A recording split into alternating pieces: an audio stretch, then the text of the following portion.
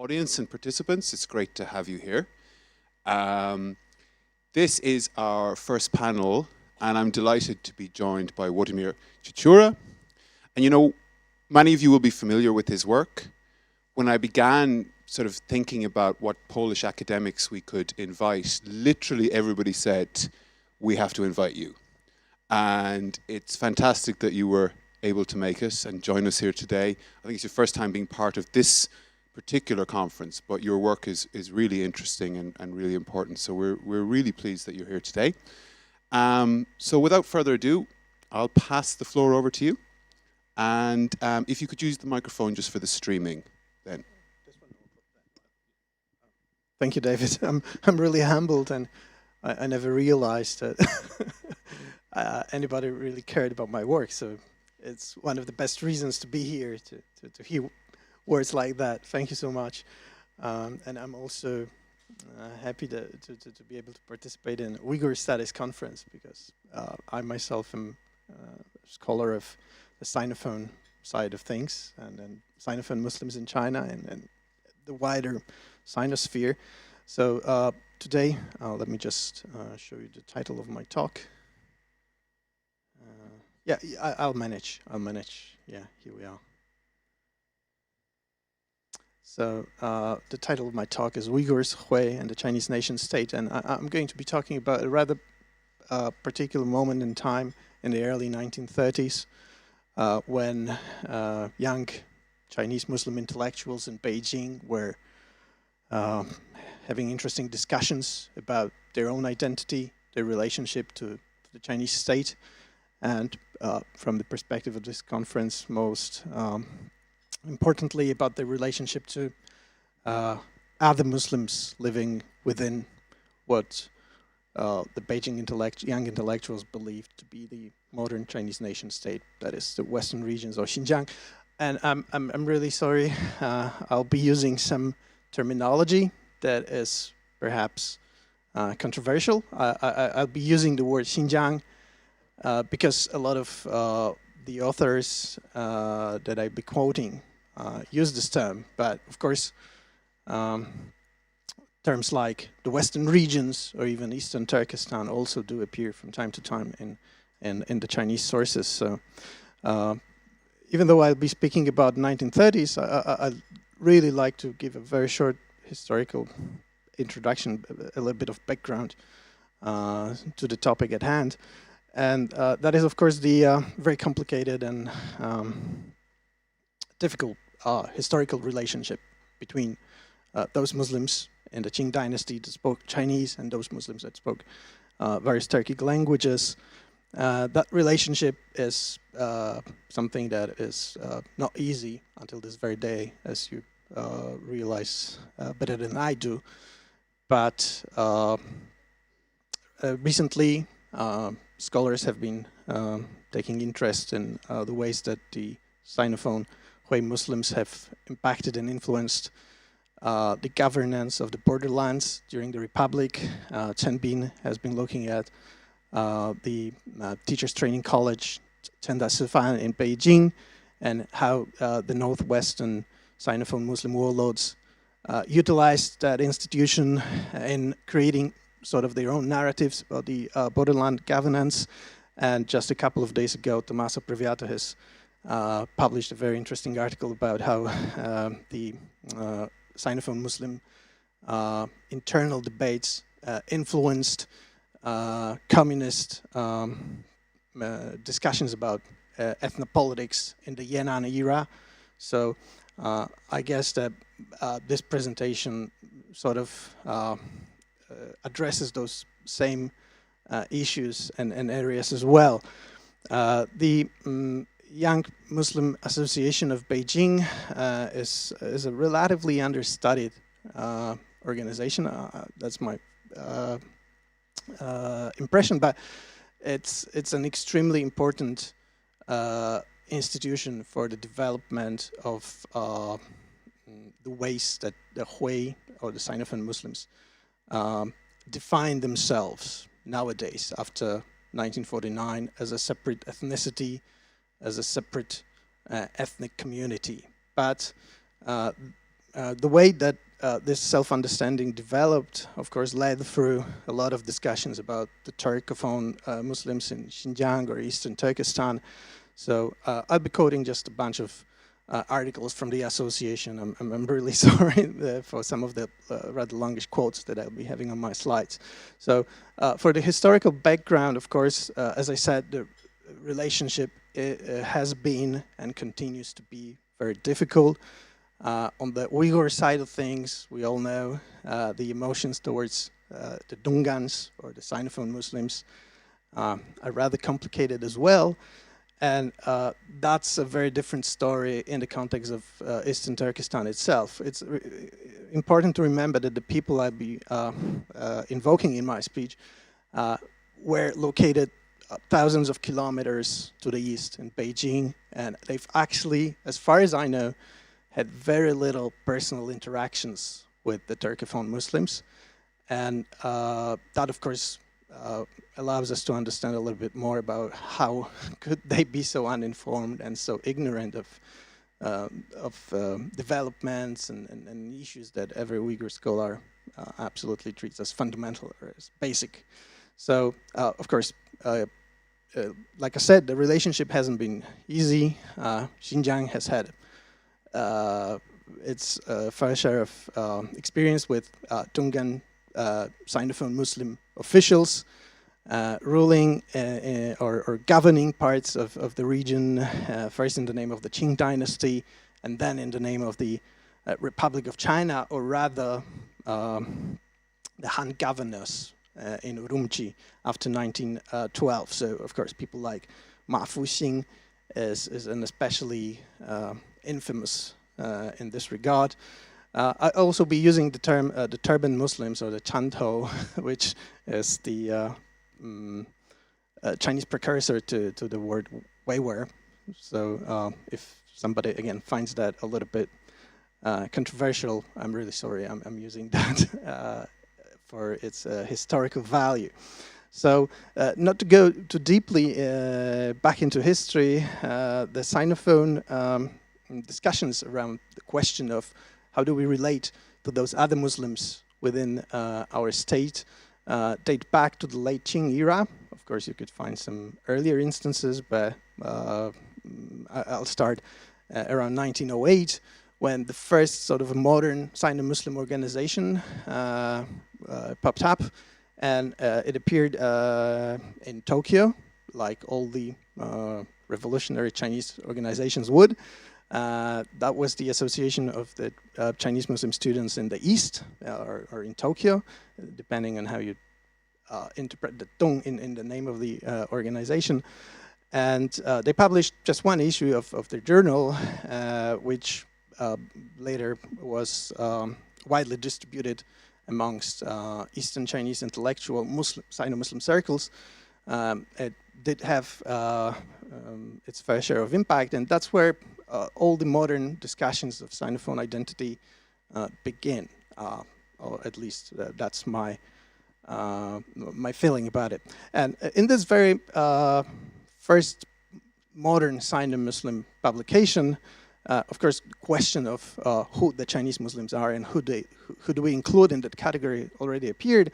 And of course, the very first opening part of the journal did include the areas of Xinjiang. So right from the get-go, the Chinese Muslims, or the Sinophone Muslims, knew that they had to somehow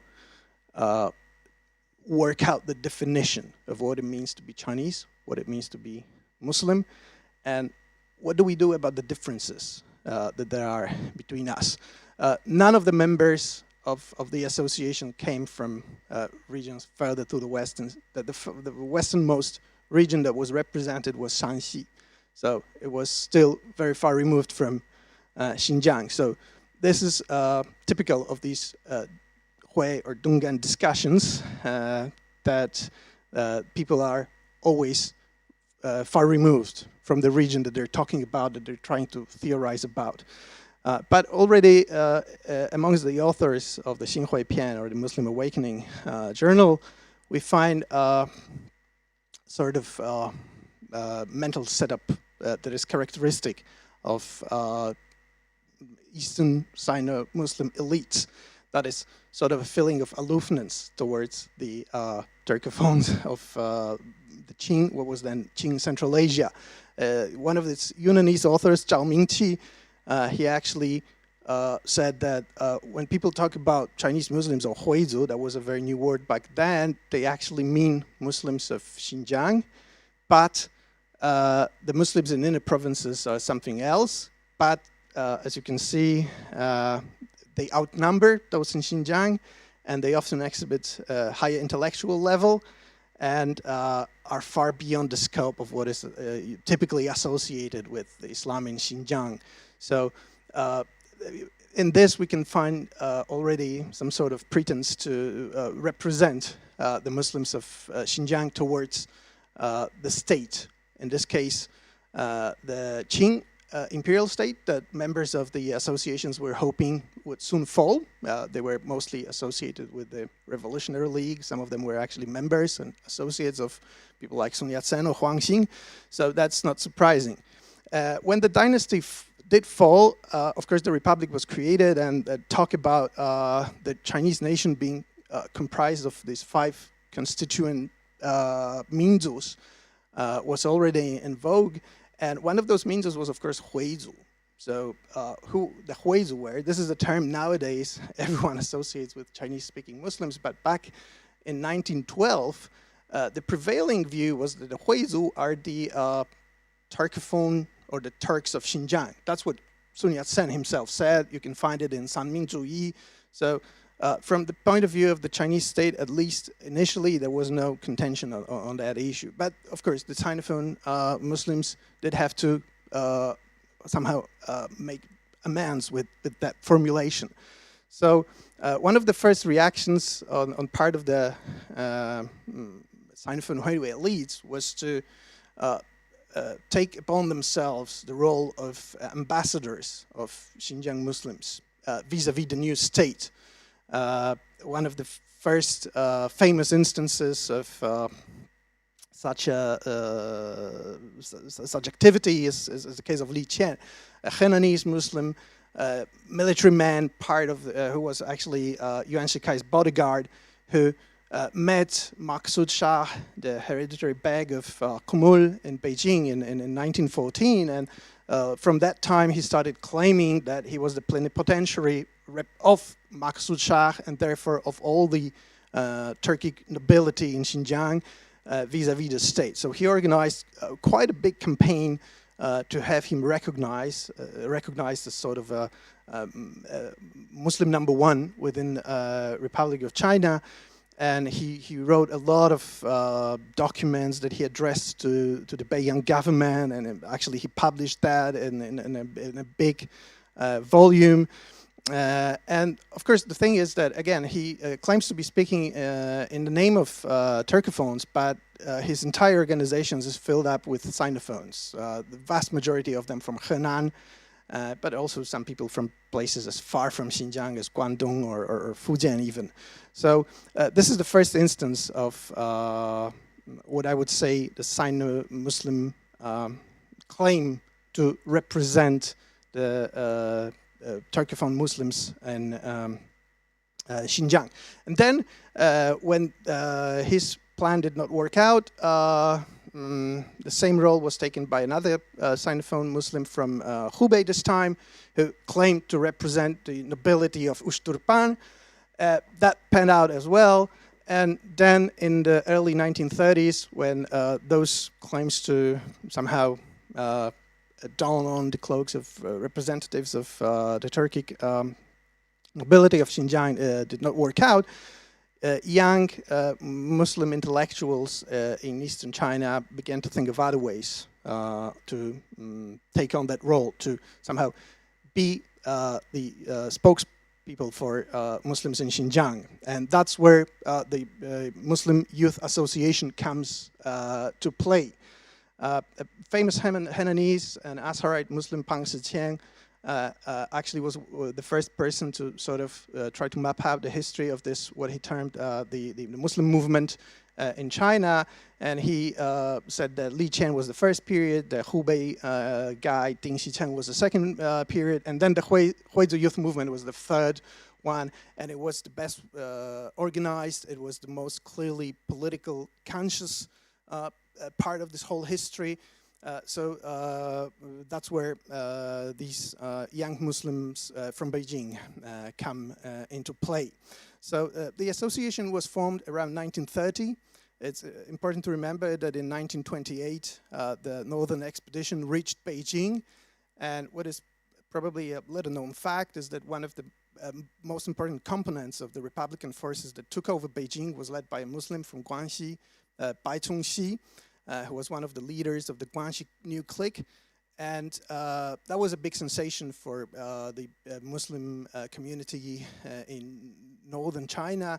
Bai gave speeches at mosques around Beijing, and he really inspired a whole new wave of Muslim activism in places like Beijing, Tianjin, and other areas in eastern China. So one of the people who listened to Bai's speech at the Niujie Mosque was a man by the name of Xue Wenbo, a young law student at Taoyang University, who was the driving force in 1930 behind establishing the young Muslim movement. Now, a little bit about the name itself. It does contain the word Huizu, and I was confused myself at the beginning when I first came across this organization some 25 years ago, and it took me quite some time to work out how to actually translate that or look at the Huizu here, because it does not mean the Huizu that we all know from the PRC ethnic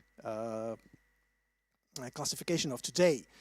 I would tend to translate this name as something as the young Muslim movement, even not a youth movement. My intuition is that it kind of tried to revoke the Young Turks movement also. And when you look into Xue's writings, it's actually quite clear that it might have been his intention to have this name interpreted or felt that way. Because in one of the opening articles in the association's journal, which appeared in 1933, Xue basically outlines what he understands to be the Huizu. And he does include all Muslims that live within the internationally recognized borders of the Republic of China. And he, as you can see, gives all these categorizations here. And he actually goes as far as to call the Muslims of inner provinces the Sinophones by the Turkic name Dongans. And that kind of conveys the message that to Xue, the Muslims of inner provinces are actually the extension of the Turcophone Muslims of Central Asia. He even says that in some regards one can consider the Sinophones in eastern provinces to be more Turkic than the Muslims in Central Asia, who are mostly descended from Islamized native populations from antiquity. The name, he mentions a lot of names that are present in the chronicles of the Han Dynasty, like, as you can see, Wusun, Shoushun, etc. So he goes pretty far from the standard mainstream narrative of where the Chinese Muslims came from, which nowadays most Chinese Sinophone Muslims would tell you that they are descended from Arab and Persian settlers from the Tang Dynasty and from Yuan Dynasty. But Xue says, no, we're actually more of Turks. So we probably do have right to represent the Turks vis-a-vis the Republican government. And we also have right to represent the government towards the Turkic Muslims. So he sort of really, and his colleagues from the organization, they really put a lot of effort into creating a narrative that would somehow enable them to play this role of bridge between the Turks in Chinese Central Asia, what they believe to be Chinese Central Asia, and and the Republican government in its new nationalist Kuomintang-dominated form. So it's also important to remember that it all happens in the context of the Great War in East Turkestan or in Xinjiang. As the association publishes its first issues, the authority of Jinshu Gansu Han, governor of Xinjiang, who's ruled the province for 5 years, has just fallen. There's a war going on between Zheng Sicai, sort of a nationalist, left-leaning Han general from the northeast, and the Turkic army that rose in rebellion in Kumul in eastern Xinjiang. The Sinophone Qinghai forces of Ma Zhongying interfere in the conflict. Ma Zhongying is actually brought into Xinjiang initially on the request of some of the leaders of the Kumul movement. Yulbars Khan is the one who personally goes to Gansu and invites Ma Zhongying to intervene in Xinjiang. And that sort of creates or reinforces the impression of the Eastern Sinophone Hui elites, young elites in the young Muslim movement that the Sinophones have an important role to play in all of this. And some agents from Ma Zhongying do arrive in Beijing. They meet with the members of the association, and they invite some of them to come to Xinjiang to join the general staff of Ma Zhongying as sort of advisors and sort of ideologues of the whole adventure. And there's an interesting story that Xue Wenbo tells in his memoirs, that when they try to go to Xinjiang, they reach somewhere around Ningxia or on the Inner Mongolian side of the border, and they learn that Ma Zhongying has actually lost his contention with Sheng. So they turn back and they go to Beijing, and that's the furthest west that they ever reach. One of the members of the association actually decides to continue to go to Xinjiang, but he's arrested by Sheng and he commits suicide. So on the practical side of activities of the association in Xinjiang, it's all rather a failure. But when they go back to Beijing, of course, they continue publishing a lot of articles on the so-called Xinjiang Wenti, or the Xinjiang issue. And it takes up a vast majority of space in all the published issues of the journal. The journal runs only for a year and a half. Then the Kuomintang censorship steps in, and the government says you cannot say these things. Your claims are not recognized by the government, and actually the GMD sets some pretty bad people on the association. So it kind of sours the relationship with the GMD later on, and that's perhaps one of the reasons why Xue Wenbo eventually goes over to the communists after 1949 and becomes a very important ethnic Gambu. But he's not allowed to go to Xinjiang even by the communists. He's sent to Tibet instead. But that's a later story. So in these articles, the Muslim Youth Association always makes these claims that actually all the Huizu within China are one entity, and therefore those members of that entity that know Chinese can talk to the government in its own language, and to the Chinese non-Muslim society in their own language, can explain that this whole event taking place in Xinjiang is not some sort of anti-Chinese rebellion, is not some sort of a nationalist or Islamist rebellion against legal government of China, but that it actually comes out of these very justified historical reasons that the local Turks have, the centuries, as they say, of Chinese misrule, the oppression by the Han governors. So the basic argument is that the government, what the government should do is to listen to its Chinese-speaking Muslim population, that is trying to explain to it that the Muslims in Xinjiang, the Turkophone Muslims, are good Chinese patriots, and that they always have been so, and that instead of sending another batch of Han officials into Xinjiang, the government should employ capable Muslim officials who know their local realities, and by that, of course, they mean themselves mostly, like in the articles by Li Tingbi.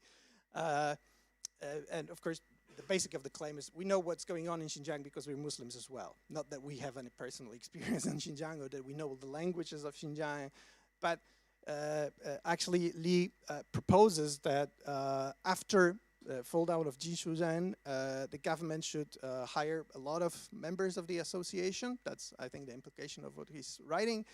And that it should create a provincial army based on the forces of Ma Zhongying and his 36th Brigade of the National Revolutionary Army. Now, that is, in my opinion, one of the starkest examples of how little the members of the associations understood of the sentiments and the realities in the far west of China, or in Xinjiang and East Turkestan. Ma Zhongying was actually the person who quelled the East Turkestan Republic in Kashgar. His forces massacred a lot of people in and around Kashgar. Numbers go probably up in thousands. And to try to convince the government that this man should be basic of security in eastern provinces and that he is a loving and caring Muslim leader who cares deeply for his co-religionists in Xinjiang, it's just unbelievably tone deaf, in my opinion. It's like proposing, I don't know. I don't want to make any comparisons, but it just couldn't work. But it really does show that these intellectuals, they were probably well-intentioned. They were trying to gain something for themselves, of course, being important in dealings of the central government with the Muslim borderlands would probably be to their liking. But of course, eventually it all pans out. Like I said, the association is eventually restrained by the secret services of the Kuomintang. The members are told to stop publishing their journal. The association continues, it evolves, it is still around, but it kind of sort of fizzles out. It dissolves into the wider political situation after, of course, 1937, the whole situation becomes a completely different story.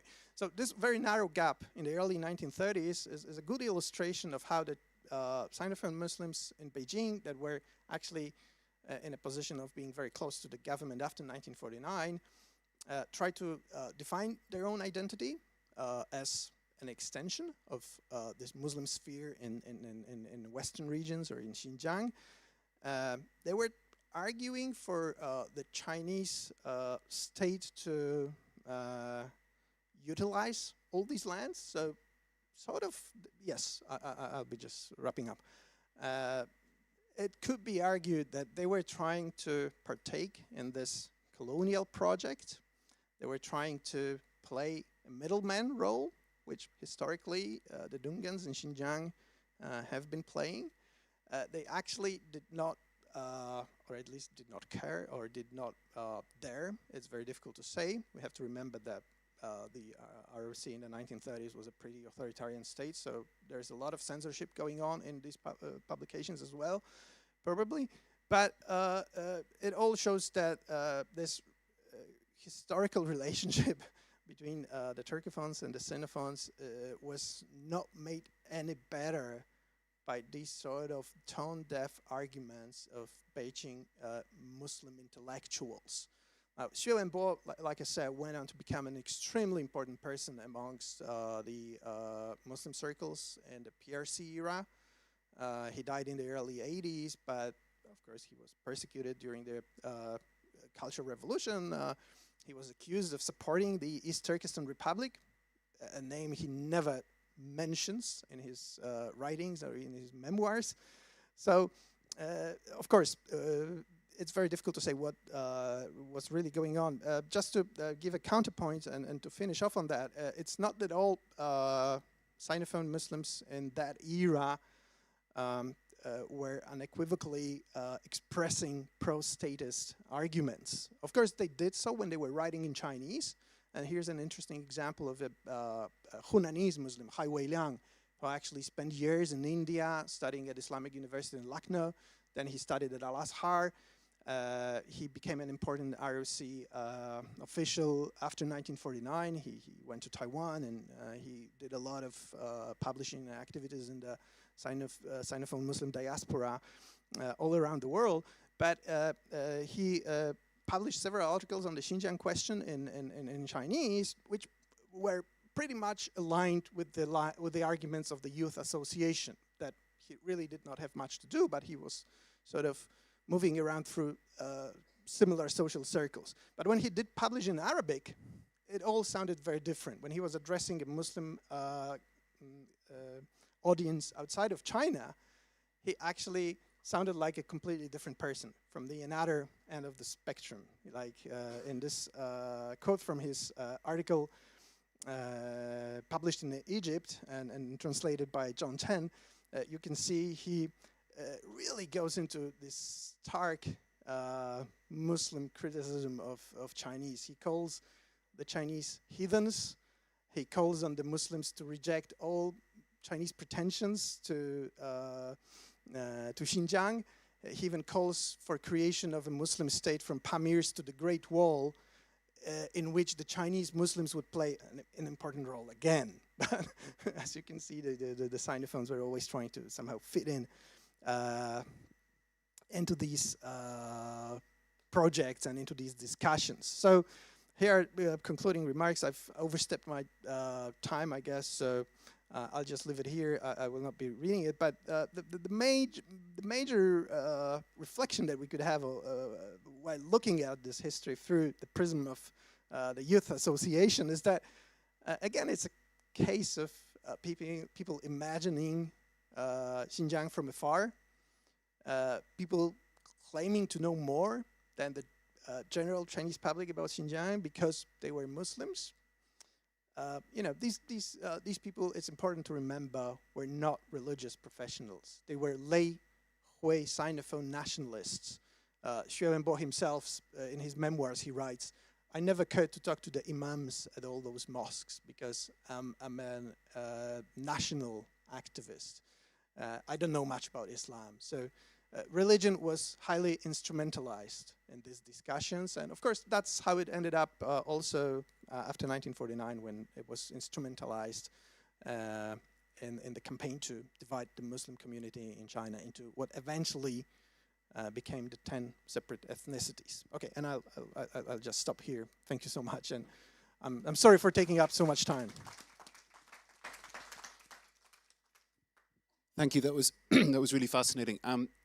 Nabijana, as you know, is not here, and so I think the way that we will do this is Eleanor has very kindly agreed to read his paper, but we might take the questions first for this presentation, and then Eleanor is going to read his paper. So I don't feel at all qualified to act as a discussant for this. I found it absolutely fascinating, and I have lots of questions that I can ask you, but they're not really a discussant's questions, more just things that you have made me think about. But there are far more qualified people in the room to ask questions. So let me open it up to the audience, and I'll certainly jump in. But would anybody like to begin the conversation? Yeah, right at the back. Oh, would somebody mind? Thanks, Leo.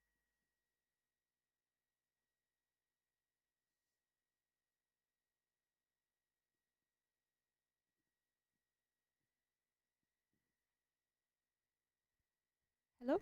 Yes. Hi, thank you so much for your presentation. I would like to ask, I hope it's not unrelated, but we had a course on the Bolshevik influence in Soviet states. And throughout your presentation, I realized the question, did the Bolshevik have an influence also in the Muslim community in China? Thank you. I think it's very difficult to talk of direct Bolshevik influence. Of course, Bolshevism had an influence on the Chinese intellectual circles around the time. These were mostly university students from Beijing. Beijing was a hotbed of Bolshevik and communist ideology in China at the time. They all have read Li Dazhao's article in the New Youth and the Xing Qingnian. So I would assume they were very much aware of it, but in their writings, they're actually very anti-communist. They're talking about the communist plot in Central Asia and the Soviet plot, and they're actually saying that to the government, if you don't want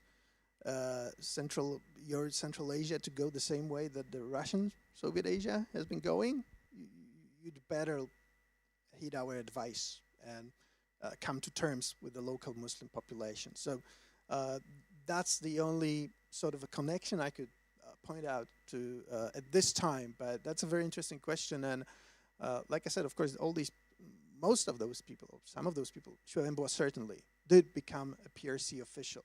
So his memoirs, which were published in the early 90s, are of course aligned with the official Maoist and Marxist-Leninist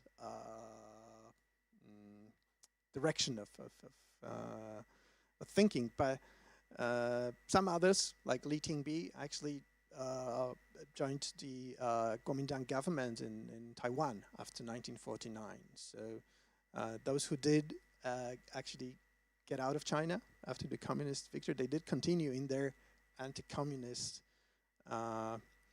propaganda roles, I guess, or just they opposed communism till their very last days. Same goes for Hai Weiliang, who died only in 2006. So Li Tingbi died in 2003. So these are all pretty contemporary figures, I would say.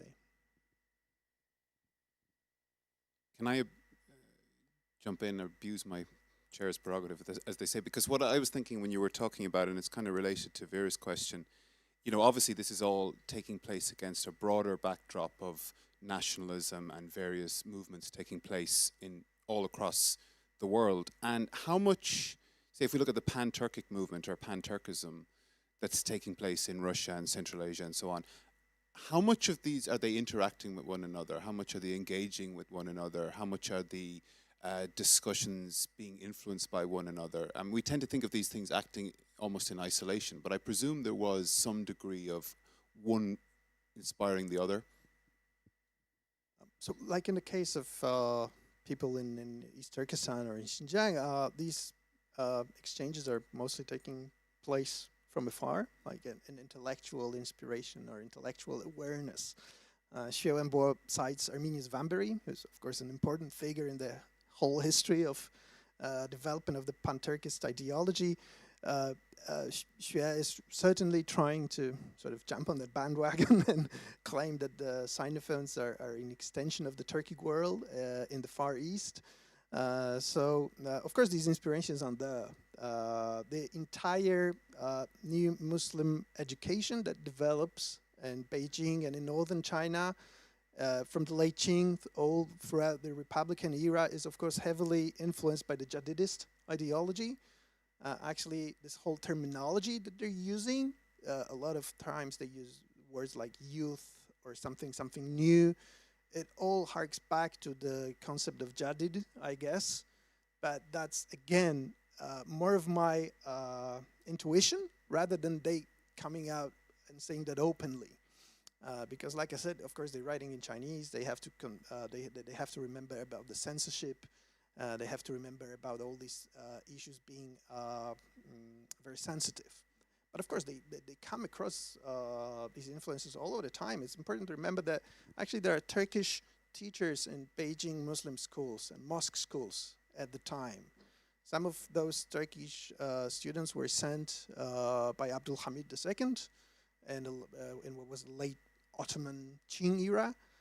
Some of those scholars were sent by the new Turkish state. Well, some of those scholars were actually, pan-Turkic adventure seekers, I would say, I would guess.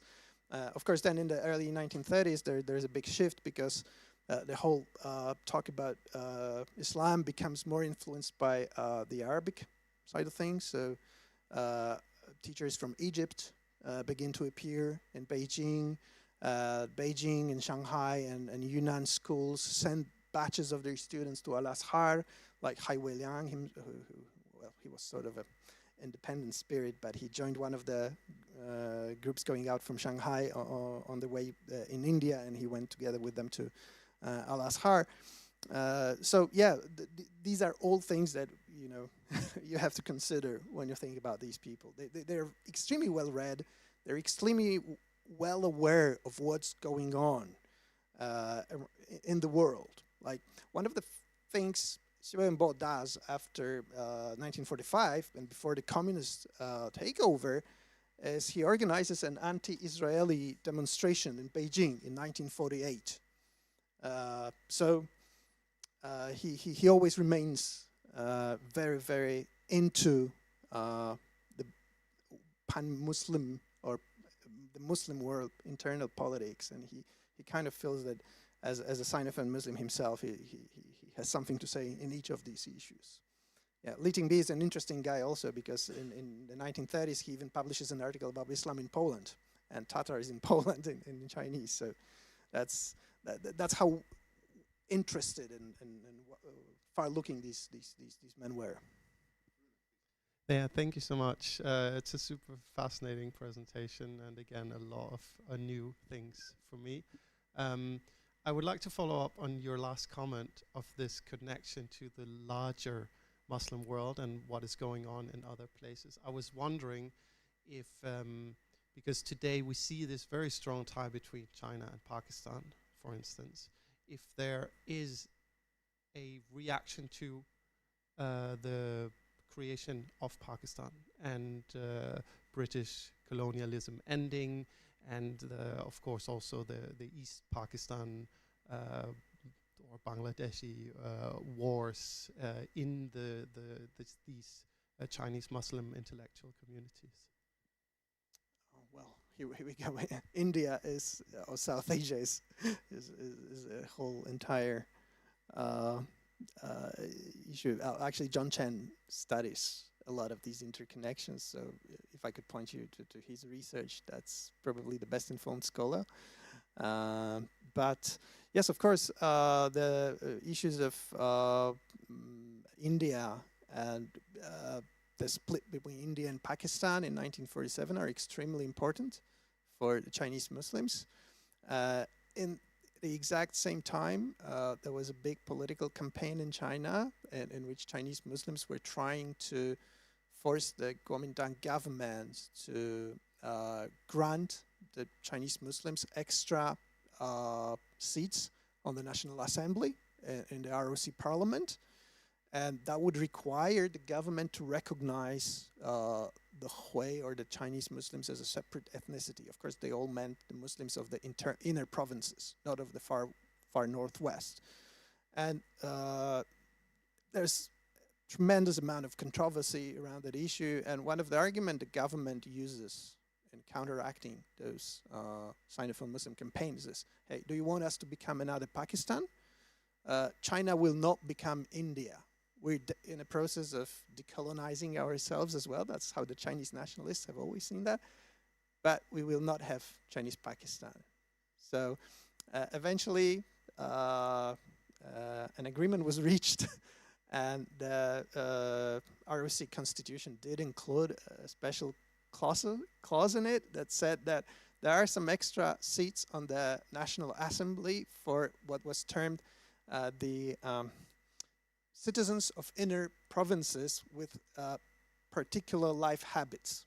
That was the official terminology that was put into constitution, and was actually made up by a principal of Muslim school in Beijing in which Xue Wenbo worked.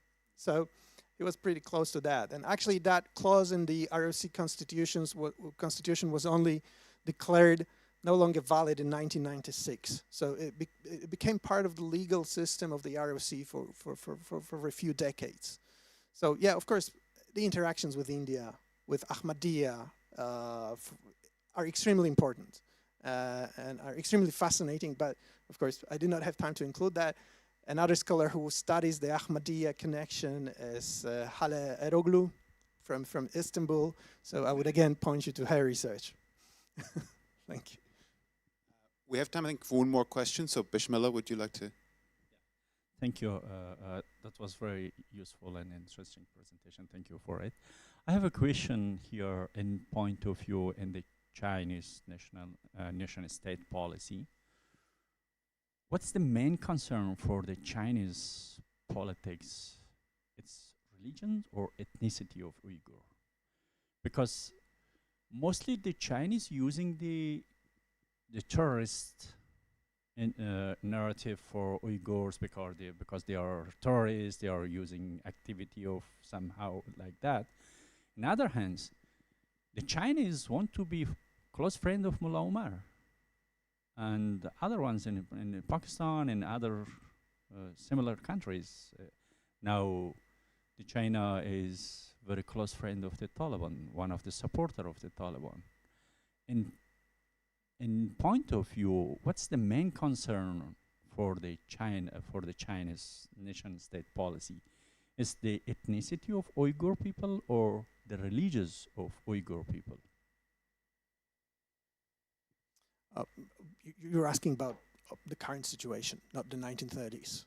Yeah, it's, for example, here you can see the young Muslims Yes. movement. Yes. And when you are going to the policy of the Chinese states, they're destroying the culture of Uyghur people. Well, you could make claim that they've destroyed culture. The of language, all the people in language, the China. names. Yeah. They want to change the names of the Uyghur people, the language, the village name, and the geographical area names. All of this they are using to destroy the culture and ethnicity of the Uyghur people. But the name on other side they are using the Islams, somehow the enemy of the Chinese.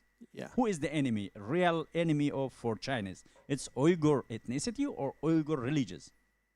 I would. Well, that's a very far. Well, again, I can only talk about my intuition here, yeah, and the way I see it. I see it as that for the Chinese government, the main threat is the Uyghur national identity, of which Islam is an important component. So, of course, China is trying to utilize Islam and weaponize it in some cases. The official Islamic Association of China is a mostly Sinophone-run institution. So the situation of Islam in inner provinces is very different to what it is in Xinjiang, but I'm not really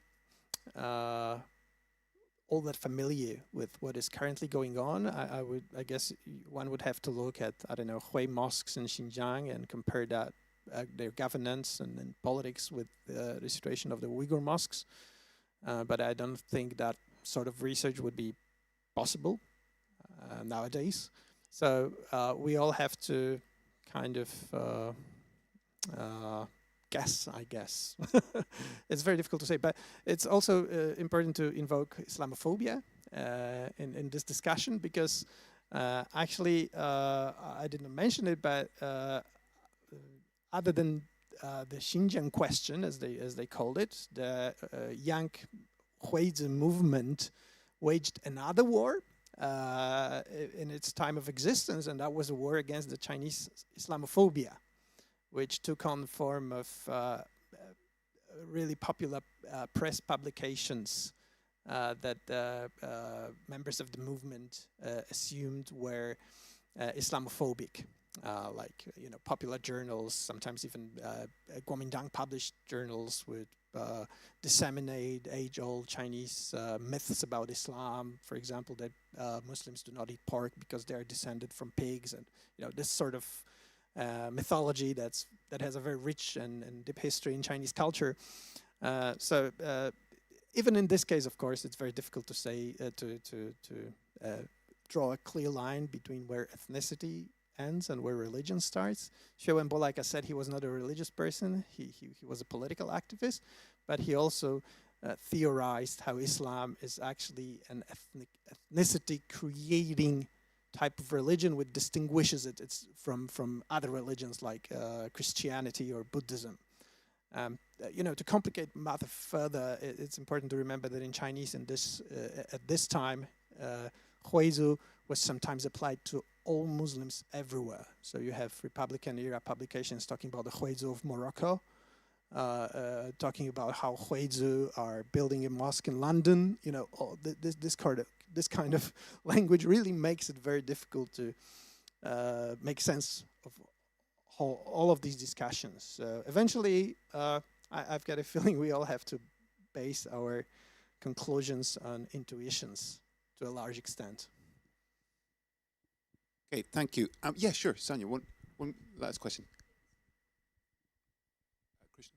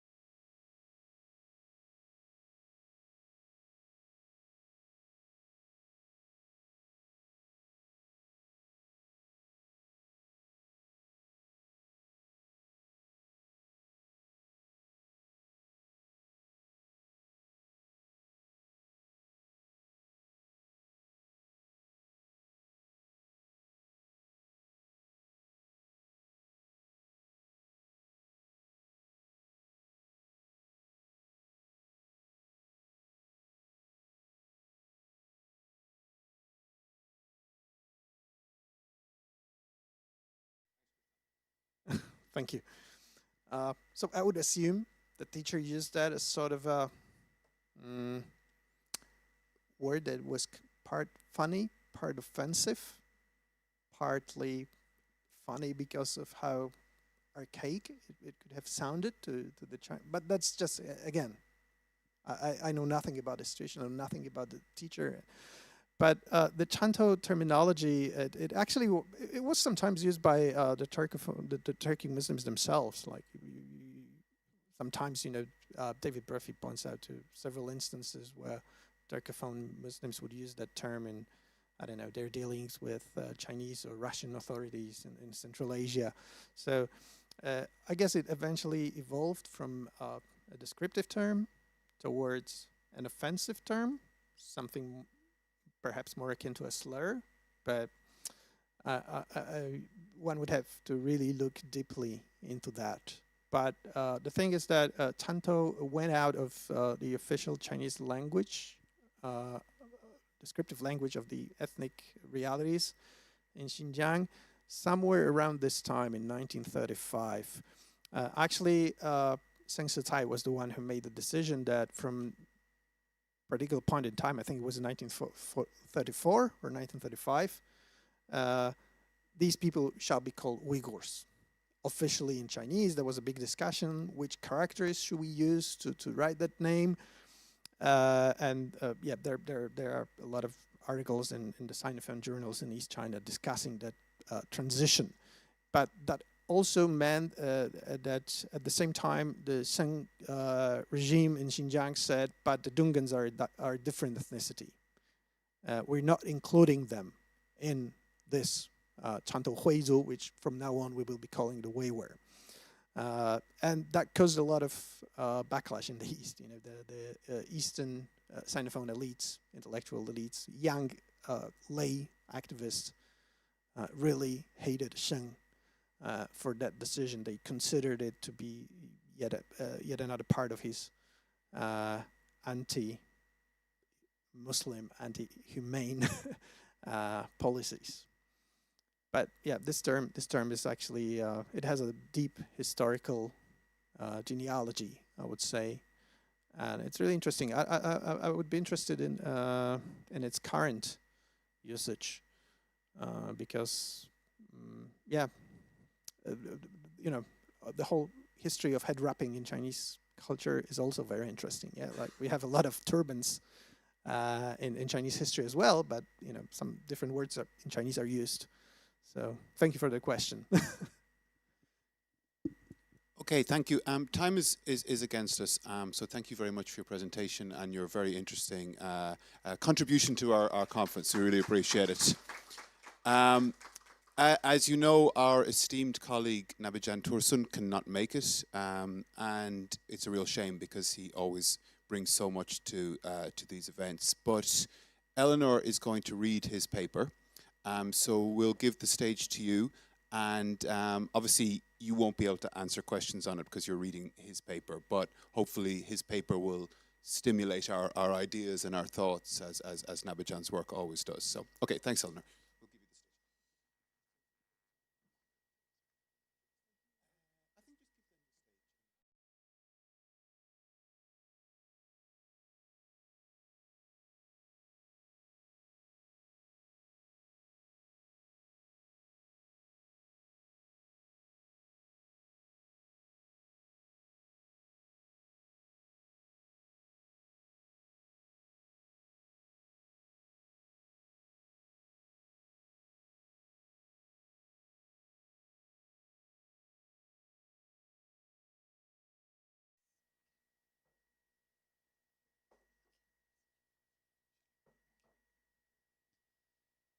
Um, so first of all, we would like to thank Dr. Nabijan Tursun for having sent us his paper. Just a quick word about him not being able to join us this year. As some of you may know, last May, in the beginning of May 2025, the Uyghur and Tibetan services of Radio Free Asia have shut down due to a cut in the funding of this very important American-based media. And Dr. Nabijan Tursun was a senior editor of the Uyghur service of Radio Free Asia. And this has thus tremendously affected both his career as a senior editor, but also as an independent scholar. And so this is why he wasn't able to join us this year. We are deeply affected by him not being able to come in person to Krakow. And again, we thank him for having sent us his paper. And he entrusted Eleanor to read his paper. He especially asks that Eleanor should read his paper because she has been working with him for around a year and a half now on the English edition of one of his many books about the history of the East Turkestan Republic. And so this is why he entrusted Eleanor to read his paper. So again, Nabijan, many thanks to you if you're listening to us. And we hope that we can see you soon in our Uyghur Studies Conference. Okay, thank you very much, and thank you very much for that introduction. So this was a bit of a last-minute thing, and so I've received a paper that I'm going to have to edit and shorten as I read it. So it's a bit of a work in progress, and you'll just have to all bear with me. And if ever it gets too much, I have my public speaking buddy, and he'll take over. And I really do want to thank Nabijan for entrusting me with reading this. So it feels very special to be able to be here and to read his work to you guys. So his paper is called Transformation of State System from East Turkestan Republic to People's Republic of China. The East Turkestan Republic, established in northern East Turkestan between 1944 and 1949, operated as democratic presidential republic. Its model drew inspiration from the Republic of Turkey, European nations, and aspects of the Soviet system while maintaining its sovereignty and distinct identity. As a symbol of state sovereignty, the ETR established its own national flag and emblem. The East Turkestan Republic established various governmental institutions, including the Supreme Court, Ministry of Justice, Inspection Court, Military Affairs Department, Ministry of Internal Affairs, Ministry of Land and Water Affairs, Ministry of Education, Ministry of Religious Affairs, Propaganda Department, Ministry of Health, Ministry of Finance, Animal Husbandry Department, and Postal, Telegraph and Transportation Department. The ETR developed in its own judicial system and laws designed to protect the interests of the local populace, safeguard the authority of the East Turkestan Republic, and reflect the aspirations and desires of the people who had participated in the revolution. Part 1. State structure and governance. State form and leadership structure. The state system of the East Turkestan Republic was based on the concept of democratic republicanism, specifically a presidential state structure. Its model, state institutions, system, and laws were inspired by the Republic of Turkey, European countries, and even the communist system of the Soviet Union at the time. Regarding the nature of the state, although 95% of East Turkestan's population was Muslim, the state also had adherents of Buddhism, Lamaism, and Christianity. Considering this multi-ethnic characteristic, rather than establishing Islam as the state religion or implementing a Sharia-based governance system, the state adopted a secular system separating religion from politics and governance. Nonetheless, special significance was given to the role of Islam in the state structure, legal judicial system, and military administrative management. A Ministry of Religious Affairs was founded to formulate and implement religious policies in governance. On December 15 to 17, 1945, a Congress of representatives from all ethnicities of the liberated Ili, Tarbagatai, and Altai prefectures or districts was convened in Khulja. Through a democratic vote, a president and vice presidents were elected. İlhan Töre was elected as president and Hakim Beg Hoxha as vice president. The government cabinet was also officially announced. All of this was accomplished based on democratic ideals during the 3-day National Assembly or People's Congress. The National Assembly or Congress, held on December 15 to 17, 1945, was an occasion where, for the first time in the history of the East Turkestan Republic, the president, vice president, and other state leaders were chosen democratically. This democratic election was conducted by representatives of all ethnic groups from across East Turkestan, particularly from the 3 liberated provinces, where the East Turkestan administration had been founded. In the East Turkestan Republic, the president possessed the highest authority. The president was not only the supreme moral and practical head of the government and the people's guiding leader, but also had the power to schedule meetings of government council members, make official decisions, and ratify them. The president could also accept laws drafted by the Ministry of Justice and numerous regulations presented by ministries for government approval. Furthermore, the president had the authority to issue the state's highest military, political, and administrative orders. The president also had the power to appoint ministers to various ministries and to provinces and counties. In the East Turkestan Republic, the second highest authority after the president was the vice president, who was also elected by the representatives participating in the People's Assembly. In the president's absence, the vice president could execute full presidential powers. Within the system of allocation of powers within the political structure of the East Turkestan Republic, the president, as the highest state authority, also held the highest military rank of marshal and was the supreme military commander-in-chief. The president had various powers, including declaring war for national defense, appointing high military commanders, approving high military ranks, dismissing commanders and ministers, approving military budgets, signing orders and decisions, and awarding high state honors and orders, such as those of Freedom, Republic, Independence, and East Turkestan People's Hero. However, in exercising military-related powers, the president had to gain consent from the Military Affairs Committee, which he chaired, as well as from the government council members. The president could not make unilateral decisions without the advice and support of the cabinet. İlhan Töre's supreme military authority as marshal was also approved and legitimized by the debate and decision of the Republican government cabinet.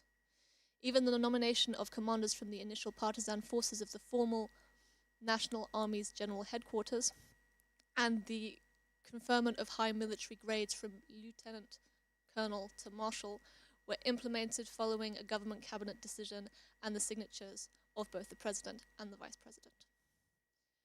For instance, on October 14, 1945, according to resolution number 106 of the government cabinet meeting, the military rank of Major General Ishakbeg Munanov, the deputy commander-in-chief of the National Army, was raised to lieutenant general. The dismissal of... Sorry, I'm not great at reading names that I've never had to speak aloud, Petr Romanovich Alexandrov, the head of the Military Affairs Department and Commander-in-Chief of the East Turkestan Partisans, and the appointment of Ivan Polinov as the new Commander-in-Chief of the Partisans, later the regular National Army with rank of Major General, along with a number of other people. So the state structure of the East Turkestan Republic was as follows. So first, the President of the Republic. Second, the Vice President. Third, there was the Government Secretary General, who acted as Prime Minister. Then there was the Military Affairs Committee, the Supreme Court and its Chief Justice, an Audit Committee, Central Government Cabinet of the East Turkestan Republic, various ministries and departments were just below that. Then there was the prefectural governors' offices and governors, county-level governors' offices.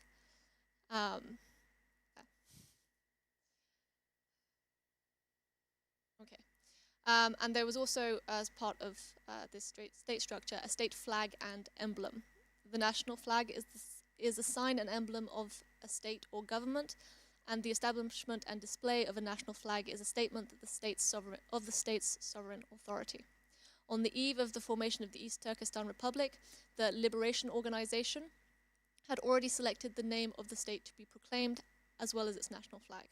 On November 7th, the Hulja uprising began, and 5 days later, on November 12th, 1944, when the revolutionaries had liberated the main part of Hulja city, a grand ceremony was held at the largest club in Hulja, the Uyghur Kazakh Kyrgyz Club, to officially announce the establishment of the East Turkestan Republic. Simultaneously, the national flag, emblem, government structure, and members of the government cabinet of the East Turkestan Republic were also announced. On this day, the national flag of the East Turkestan Republic was first raised with great ceremony on the square in front of the club, and on the tall flagpole in front of the East Turkestan Republic government building, which was originally the Gomindang Eli governor's office.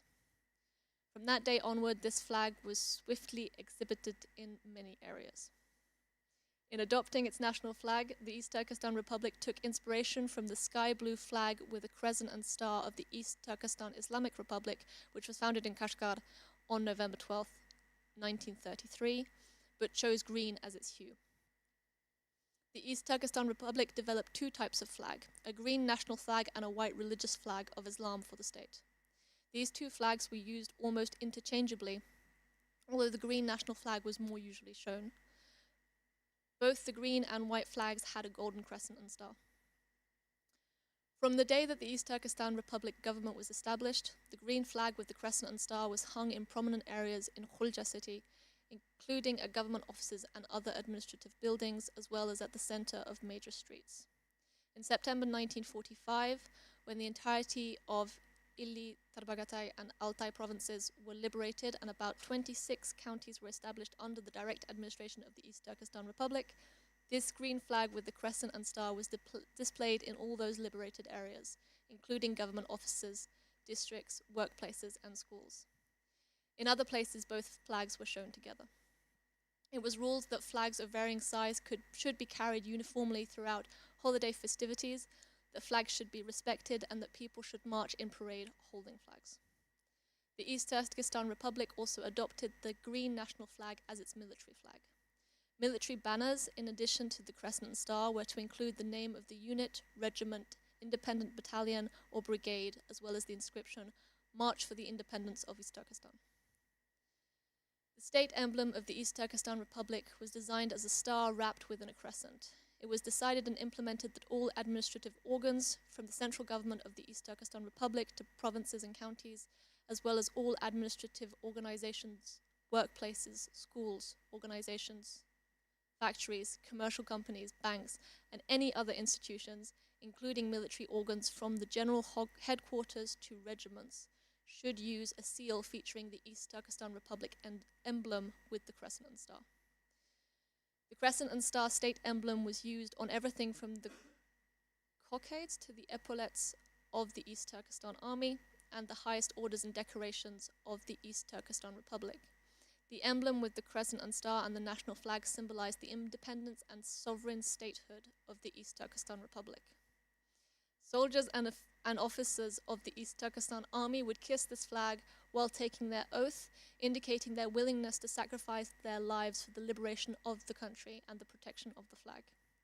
Even for the official flag of the state, he's done multiple versions that are in the same document, so and I can't edit it because he's sent it to me without editing access. So even though it was the official flag of the state, the crescent symbol associated with Islamic teachings was chosen, and two types of colored flags were established as the official state flag, which we've already been over. So one green flag with a crescent and star, and the other white flag with a crescent and star, typically associated with Islam. So the people's governance was not based on party rule. A notable aspect of the East Turkestan Republic, contrasting to many other republics of the 1920s and 1940s, was its non-partisan basis. During this period, most existing and newly founded republics worldwide were governed by a single party that won elections or held absolute political power, with the president coming from that party. In Western democracies, such as the United States and several European countries, a two- or multi-party system allowed for free elections, with the winning party's presidential candidate and party essentially governing the country. In freshly emerging socialist republics like the Soviet Union and post-war socialist republics, the Communist Party was the sole governing party, with its representative as the head of state or president. In China, the Kuomintang Party unilaterally governed, with its leader Chiang Kai-shek as the supreme leader of the state. The East Turkestan Republic, from its establishment to the suspension of its republican name, did not adopt a party-based or political organization-controlled system of governance. Although Ture and a few others were members of the revolutionary organization, this group dissolved its revolutionary leadership structure after the takeover of power in Khulja and the founding of the East Turkestan Republic. However, the organization was retained as a mass political organization, with its political agenda focused on the struggle for independence, subsequently forming the basis for the Declaration of Independence and the platform of the youth organization. After the proclamation of the East Turkestan Republic, the revolutionary organization no longer had a leadership function. Consequently, under the East Turkestan Republic, there was no obligation for high-ranking officials, from the president to ministers and governors, to belong to any particular party. Their requirements were singular: allegiance to the people and to the revolution, adherence to the ideology of national independence and freedom, and being moral, disciplined, and knowledgeable persons. When the All East Turkestan Revolutionary Youth Organization was established in November 1945, although several of its leaders were minister-level cadres in the East Turkestan Republic, they did not hold their governmental positions in the name of this organization or conduct business under its name. This group existed as a mass organization under the leadership of the Republic. Although the East Turkestan People's Revolutionary Party was created in May 1946, it was a secret organization. While it comprised of several top cadres, they did not exercise their leadership positions in the Republican government in the name of this party. So this party did not have the ability to represent the East Turkestan administration. However, during the second phase of the East Turkestan government, under the leadership of Ahmedjan Kasimi, a cohesive, open mass political organization named the Alliance for the Defense of Peace and Democracy was created on August 1st, 1948. This body was given the responsibility to lead all affairs throughout the area of the East Turkestan Republic. Ahmedjan Kasimi openly and officially managed the East Turkestan government and the three liberated regions founded and existing under the East Turkestan Republic through his presidency of a certain organization. Although technically defined as a mass political movement, this organization exhibited elements of a party. It had statutes, a program, as well as provincial, county, and district committees, and branches in workplaces, schools, and military institutions. Members were admitted through oaths.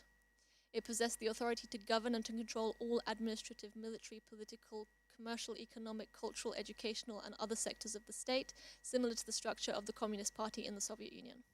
Thus, during the second phase of the East Turkestan government under Ahmedjan Kasim's leadership, a political organization which was practically a party came to lead the government. And then we have a section on the East Turkestan Republic government cabinet and its functional role. The East Turkestan Republic never established its own parliament. Instead, the Committee of Government members, directed by the President, functioned as the parliament. This committee operated at the state's top legislative body, responsible for enacting laws, approving decisions, and adopting state resolutions. The Government Committee was the highest authority in the East Turkestan Republic. All rules, laws, and decisions pertaining to the state's political, military, administrative, economic, financial, cultural, educational, industrial, and taxation issues were considered and voted on by the Government Committee's members. This procedure also accommodated high-ranking individuals who, while not committee members, maintained leadership roles in important state systems. If a proposed judgment or regulation failed to win a majority vote during deliberations, it was not implemented. Approved decisions were legally documented by the Government Chief Secretariat Office, issued a number and signed by the President of the Republic and the Vice President. These decisions were then announced with the government seal. Any action not ratified and signed by both the President and Vice President lacked legal authority. Similarly, any order or decision not passed through the Government Committee's meeting and voting process was regarded as invalid. The East Turkestan Republic was committed to democratic values and intended to further expand its democracy.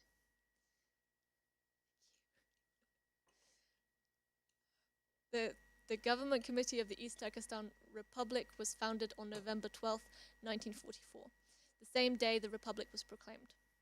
It initially consisted of 17 members, and its membership gradually increased. By September 1945, after the liberation of all 3 districts and their union, up to 10 new members were recruited, including representatives from Tarbagatay and Altay provinces. However, these officials often could not attend the committee sessions and instead exercised advisory and executive responsibilities from afar. The President of the East Turkestan Republic functioned as the leader of this government committee and presided over all committee meetings. The Government Council of the East Turkestan Republic, sometimes known as the Government Committee, functioned both as a national assembly and as a cabinet of ministers. Under its control, many ministries and prefectural offices operated. The Government Council had comprehensive decision-making powers, including the selection of candidates for prefectural government and county chiefs, which required consideration and approval by the Council. Initially, prefectural offices would recommend county heads, and then the Government Council would confirm these nominations. The Government Council even took judgments about the establishment of business enterprises. For example, on September 3rd, 1945, in its decision number 94, the Council decided to form the National Trade and Industry Development Organization, nominated its director, and assigned the Ministry of Finance to oversee the organization, including providing it with operating funds. And the second part of his talk was meant to go over the core characteristics of the East Turkestan Republic. So I'm not going to go into all of them. I'm just going to list what they were. And maybe read the first introductory paragraph to each of them. So the East Turkestan Republic was characterized by 6 fundamental principles. The first one was that it was a multi-ethnic republic, which meant equal treatment of all nationalities with proportional representation. All nationalities in the state were treated equally, discrimination based on ethnicity was not allowed, and representation was determined according to the distribution and proportion of ethnic groups. The highest position in the state, the presidency, was awarded to an Uzbek, despite their population in the republic numbering less than 10,000. Among governors, those of Tarbagatay and Altay were Kazakh. The majority of county administrators in Altay, Tarbagatay, and Ili provinces were also Kazakh. Administrators included Kazakh, Uyghur, Mongols, and others. Equal treatment was given to 14 ethnic groups. Second principle was that it was a multilingual society. Uyghur as the official language was used, while there was also official use and respect for Kazakh, Mongol, Sibe, and Russian. It was a multi-religious society. and there were constitutional guarantees of religious freedom for all faiths.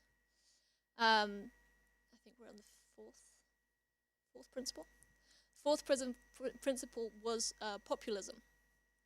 Democratic principles, including voting rights and freedom of association, were meant to be guaranteed to all citizens. The fifth was a welfare system, so free education, healthcare, and support for vulnerable populations. The East Turkestan Republic attempted to construct a welfare system. It provided free education, free medical treatment and healthcare, and material guarantees for orphaned, the aged, the disabled, the unemployed, and those in financial hardships.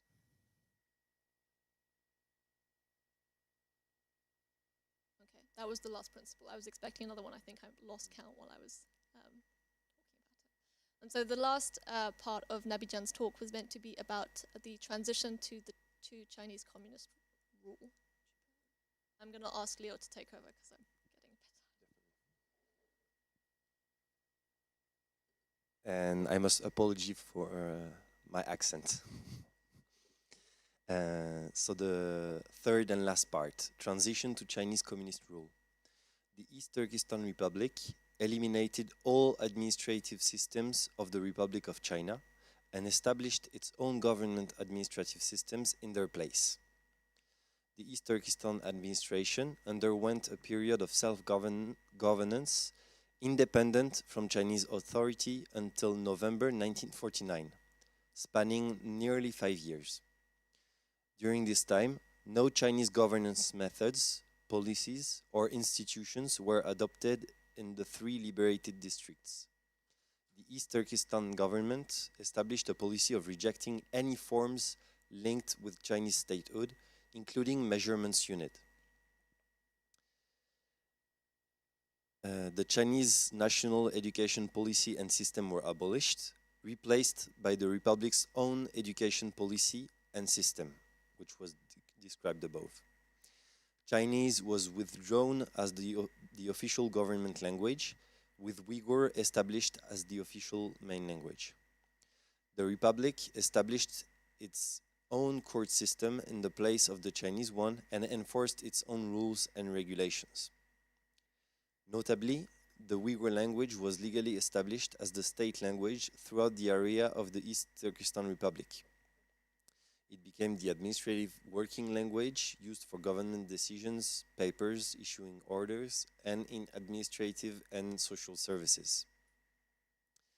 This halted the practice of the preceding Manchu Empire, the Qing Empire, successive Chinese militarist regimes, and the Republic of China government of imposing the Chinese language in state affairs. Although during the early period of Chiang Kai-shek's authority, Uyghur was used to some extent in administrative activities, with certain documents created in Uyghur and translated to Chinese, this practice was later reversed when Chiang Kai-shek purged Uyghur officials and concentrated power in Chinese hands. When the Kuomintang dictatorship was created, Uyghur was completely excluded from administrative matters, with all instructions and documents written only in Chinese. The East Turkestan government halted this great Han chauvinistic linguistic policy of banning Uyghur from governmental and administrative operations by adopting Uyghur as the government language of the Republic. And now I would like to reach the conclusion. And so then reaching the year of 1949. Following the proclamation of the People's Republic of China in October 1949, the Chinese Communist Party launched a military campaign into Xinjiang. By December 1949, they had occupied 7 districts under Republic of China control, while the 3 districts comprising the East Turkestan Republic remained temporarily unoccupied. The transition represented a fundamental governance shift as East Turkestan was integrated into a state structure based on Chinese communist ideology combined with Chinese nationalism. This PRC system rejected federal structures and multi-party governance in favor of a centralized model where the Chinese Communist Party exercised complete control across all sectors of society, effectively constituting a new form of colonization for the peoples of the former East Turkestan Republic. And these are the last paragraphs of his paper. After the Chinese government established its rule in Xinjiang, it dismantled all state systems, state ideology, and national and political ideologies of the East Turkestan Republic, replacing them with the absolute rule of the Chinese Communist Party as a single party system. No opposing views or establishment of alternative parties, social organizations, or civic groups were permitted. The civil society, social welfare, education, and cultural policies established by the East Turkestan Republic's government and legal frameworks were abolished, with only participation under political frameworks designated by the Chinese Communist Party allowed. Although the new state system established in East Turkestan was structurally similar to the previous Chinese Republic under Kuomintang leadership, it differed fundamentally in ideological foundation and governance methods. Both systems shared a common reliance on Chinese nationalism, the Chinese national flag, and the ideologies of Greater China and Zhonghua Minzu. Consequently, neither permitted political orientations based on national independence, people's self-determination, or self-governance. Ideologically, the East Turkestan Republic had established a democratic, multi-ethnic, equal, prosperous, and free state identity for the East Turkestan people, Sharq Turkestan Khalqi. In contrast, after Chinese rule was imposed, China established the Zhonghua Minzu, the Zhonghua nation, and Zhongguo ideology, which centers on a unified China and the Chinese nation while representing specifically Chinese national and state interests. And this is the end of Dr. Nabijan's paper. Thank you for listening to it. We're sorry we cannot take questions or remarks on this talk. And now we're going to have a lunch break. Thank you for your attention.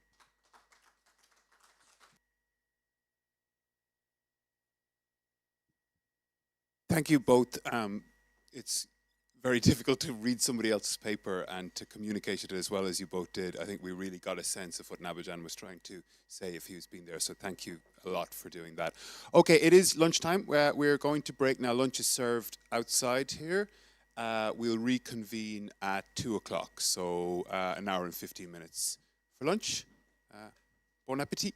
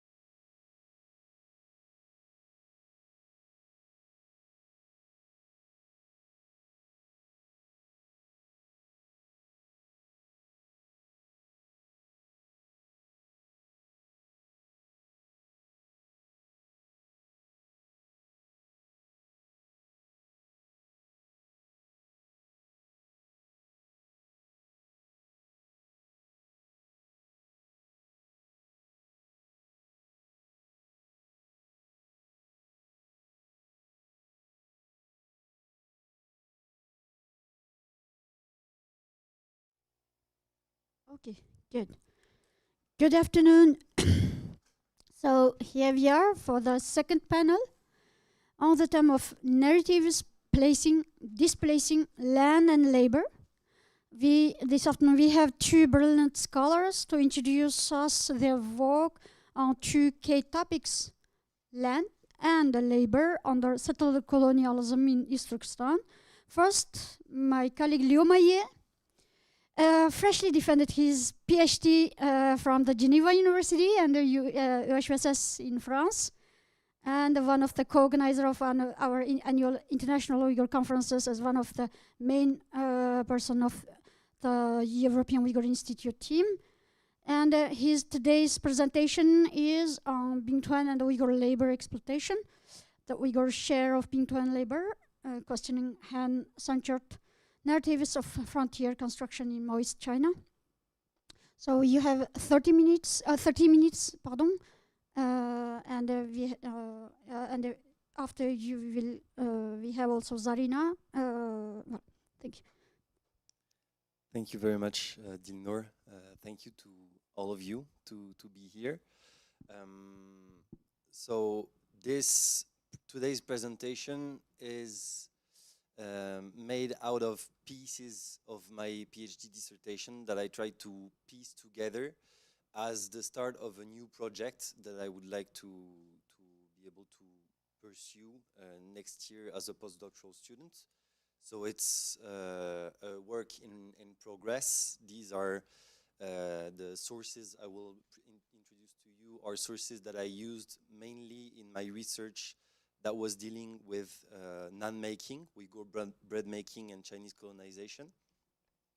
And then thinking about the topic of the conference, I realized that actually in several interviews that I conducted, but also in textual sources that I've researched for my PhD, there were a lot of mentions of the Bingtuan and especially of Uyghur labor inside the Bingtuan. So I decided to start working on it, and so it would be a pleasure for me to have your remarks and comments on what could this research become in the coming year.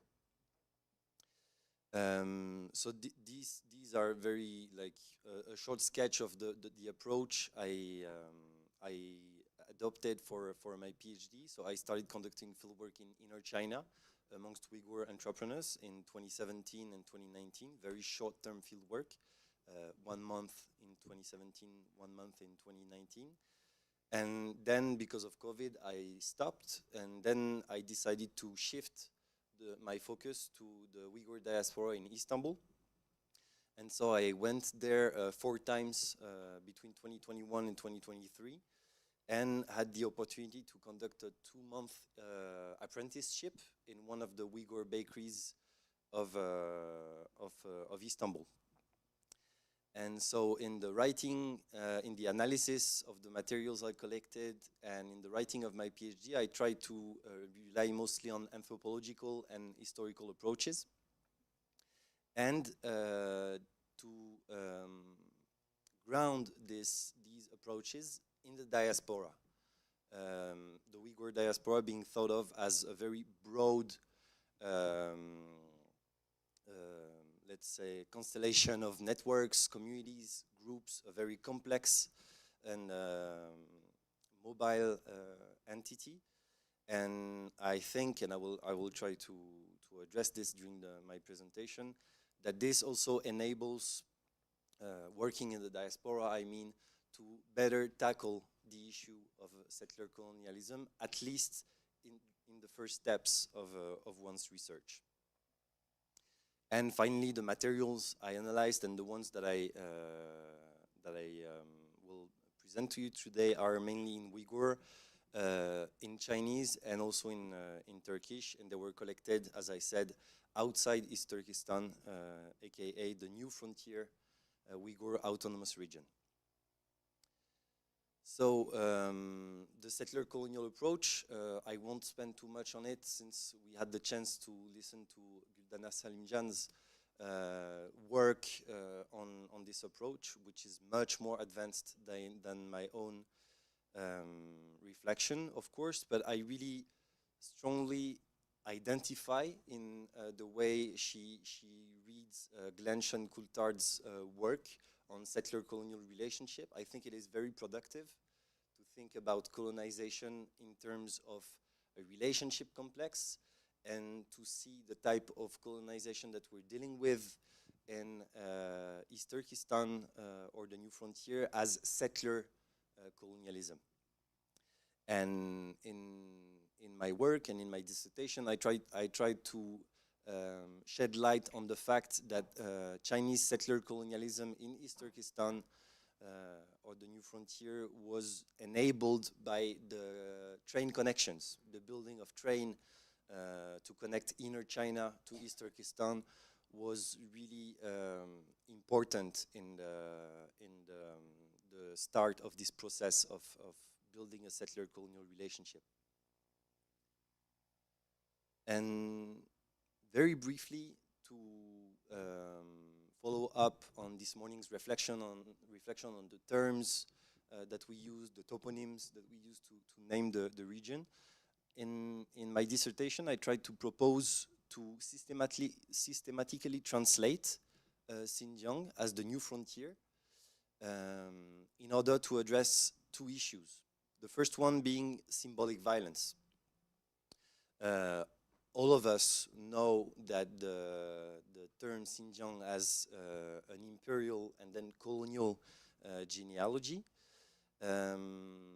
But we do not necessarily mention or reflect strongly on the symbolic violence that it carries. And there was an article published in Uyghur last year by Bingtuan and Uyghur, which is entitled "The Invisible Face of Power, the Name Xinjiang and Symbolic Violence." And in this text, he bases himself on Bourdieu's approach of symbolic violence, social, symbolic capital, in order to build a reflection about the violence that is carried by the term Xinjiang, and also what it produces in Uyghur society, that is estrangement. The word Xinjiang produces its estrangement in the way that it disconnects Uyghurs and other indigenous people of East Turkestan from their memories, from their knowledge building and practices, from their relationship to the land, from their cultural practices and narratives. And so this is, in a way, this is what enables the Chinese party state to actually turn Uyghurs into strangers in their own lands, as Gardner Bovington had coined it. And we've known this for a long time. Even in Chinese written sources, this reflection has been printed and disseminated for almost 2 decades now. We can quote, for example, Wang Lixiong and his work entitled "Wo de Xiyu Ni de Dongtu," My Western Regions, Your East Turkestan, which starts by the mention of the fact that the word Xinjiang for many Uyghurs carries a lot of violence. And so what I propose to do is simply to name the region after the two main toponyms which are used to name it. East Turkestan, as it is the most widely used indigenous term, at least since the 1930s, to name the region, and the New Frontier as the translation of the colonial term. Here is a map that I produced for my dissertation. Again, following up on what Güldana said about the stakes of building maps and creating maps, I designed this one in a very sketchy manner, and I think we could try to build a collective effort to find a way to build our own maps using proper softwares and engineering methods in order to reach way better results than this one. And of course, I do this and I look at these issues as a French speaker, as a French citizen, which carries my own embedding in colonial history and also colonial present. So here I wanted to mention the example of one of today's colonies, settler colonies of the French Republic. It is listed on the United Nations list of territories to be decolonized. It is still administered, structured, and thought of as a settler colony of France. And it shares many similarities to the case of East Turkestan, New Frontier. It used to be a penal colony in the late 19th century, before becoming a settler colony in the middle of the 20th century. Kanak people used to form 96% of the population when the first European invaders came to this archipelago in the late 19th century, and now there are less than 40% because of settler colonization. And of course it has many specificities and which makes it specific and different from the case of East Turkestan, but I won't mention them. Only again applying these new methods of translation on term. Kanaki is Kanaki. It's the name that the Kanak people chose for their homeland in the 1960s. And New Caledonia, Nouvelle-Calédonie in French, was coined by James Cook, and it was he used this term Caledonia, which is an old Latin word that used to refer to what is now Scotland or parts of it, because he thought that the coasts, the shores of Kanaki New Caledonia looked like the shores of his home Scotland. And so if I translate the term, then it sheds light on this genealogy, and it interrupts this process of naturalizing the settler colonial framing of this region. And now to reach the topic, so I propose to research the Uyghur share of Bingtuan labor. Bingtuan being the New Frontier Production and Construction Corps. Here I think just in the name its colonial endeavor appears quite obviously. And of course it has received a lot of scholarly attention. I'm sure you know these works. The first one, Oil and Water, being a very challenging ethnography of what it means to be Khan in the New Frontier, based on his ethnography that he conducted in the city of Korla. And they shed light on several features of the New Frontier Production and Construction Corps narratives. For example, the one that is encapsulated in this phrase, a pickaxe in one hand, a gun in the other, is the paramilitary status of the corps. It is its goal as both an agricultural production and construction institution, and also a military institution that aims at defending the region both against the outside enemies, the foreign enemies, but also the enemies from the inside. Them being the indigenous populations, mainly the Uyghurs and Kazakhs. And so here you can see, for example, in this archival picture of soldiers from the 12th Regiment who are picking up rapeseed in Maralbeshi, the Kashgar region, in 1950s. In 1950, the Bingtuan was really here at the beginning of the invasion and then occupation of East Turkestan by the PRC, although it was funded officially 4 years later, in 1944. And here I want to address two things. First of all, the date of the picture and what they're doing on it. So here you can see soldiers having their weapon aside them for the photograph, but also as their main duty to protect the new frontier, who are picking up rapeseed. And they are doing it in late spring or early summer of 1950, which raises the question, who fertilized this land?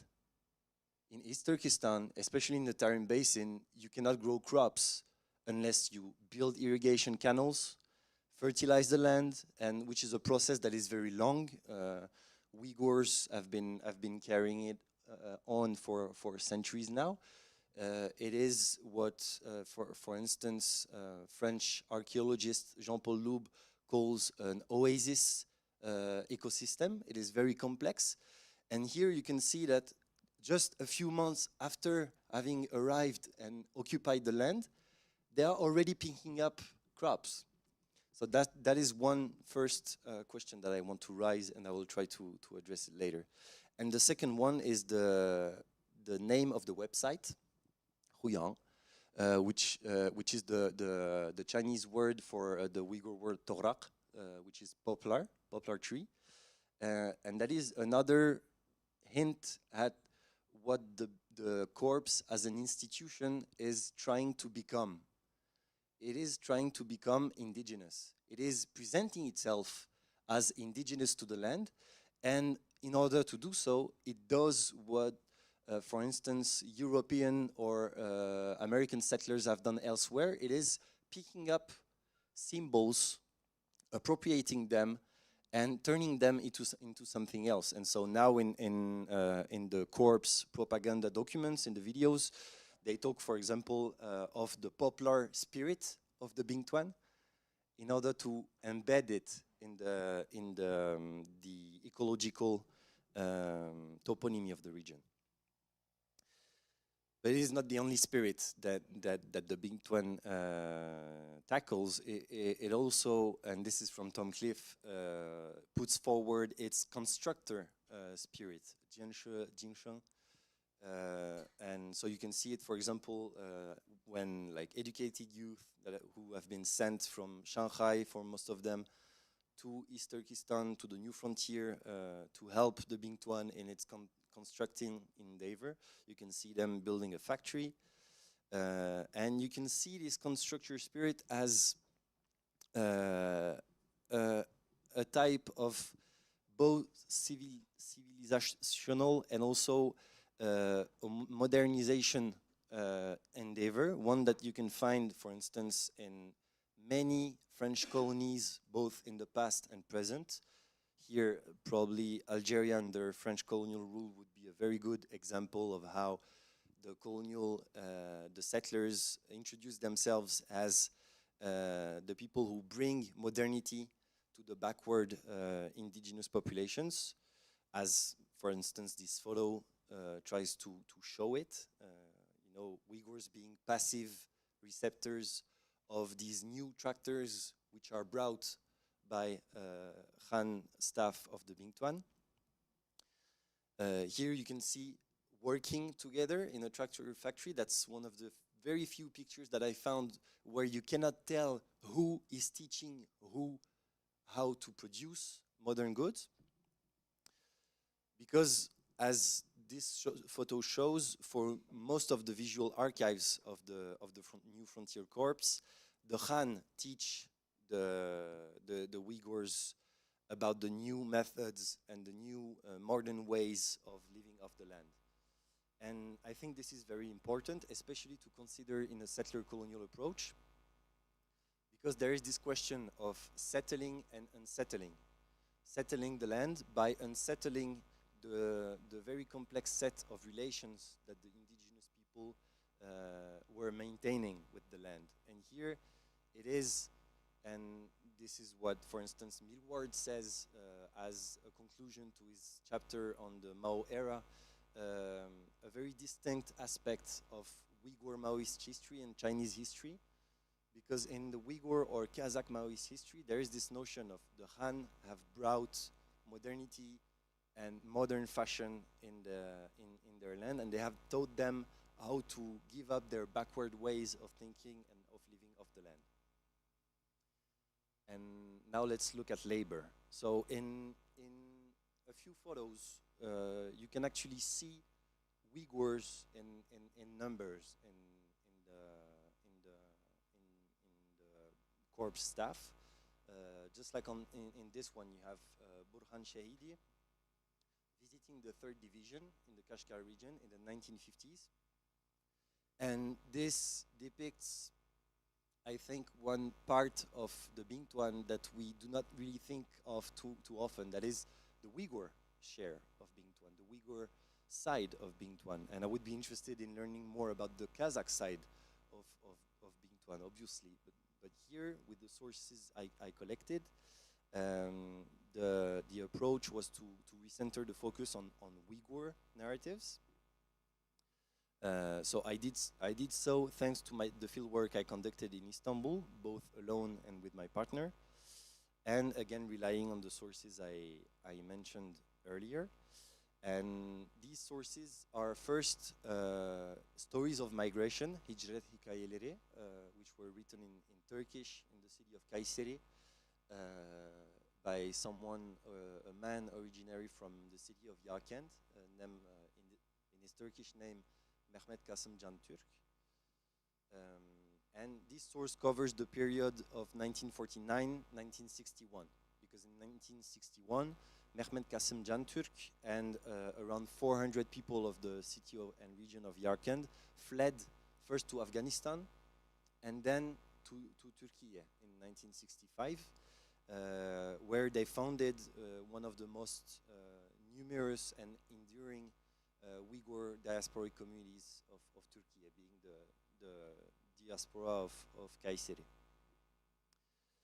And my second sources is a set of recorded interviews, 3 main interviews, which I conducted, the first one with the help of a Uyghur colleague, and the second and third one alone and with my partner Stephanie, who recorded and filmed the interviews. And in addition, dozens of conversations, informal conversations, mostly in the baker's bakery, and voice messages that we exchanged after I had left Istanbul and started writing my dissertation. And this baker, which I will call Nawa Ustam, the master baker in Uyghur, he had spent his childhood in a Bingtuan farm of the 3rd Division in the Kashgar region. And so he was able to tell me about the way he experienced not only growing up in the Bingtuan, but also seeing the Bingtuan evolving over time. And of course, it is a very peculiar, specific, situated experience. The 3rd Division that is based in the city of Tumshuk, even though it administers all of the Kashgar and Yarkand region, it is very specifically located in what we could call gated communities or gated areas, and not like other divisions of the Bingtuan, it has a significant part of Uyghur population in its ranks, which is a major difference from, let's say, other Bingtuan divisions like Wujiachu, for instance, which is more than 90% Han. And this source, of course, the whole of it covers the period 1968-2016. But here in what interests me here, it's mostly the 70s. And the last one is a book that was published in Uyghur, first in 2006 and then re-edited in 2013, and then translated into English. I highly recommend it, The Land Drenched in Tears, which was written by a Tatar former medicine student who used to study medicine in Urumqi in the late 50s, and who was then imprisoned and submitted to re-education through labor after having been discovered as one of the main founders of the East Turkestan's People's Party. And so her case is very interesting because she's an example of the founder of an underground party, which is both nationalist, the name of the party is Turkistan, but also with a socialist influence, the East Turkestan's People's Party. And I think it's interesting to add these kind of narratives in the way we picture East Turkestan's history, and especially the history of the term after 49. Because it has had a very wide and complex history, which is not only right and nationalist, but has also leftist and socialist influences. And so for the first case study, here is an example of the way I encountered these stories of migrations. I found them on the website of the Doğu Türkistan Kültür ve Dayanışma Derneği, so the East Turkestan Association for Culture and Solidarity of Kayseri. And so it is written by Mehmet Kasımcan Türk, and it tells their exile.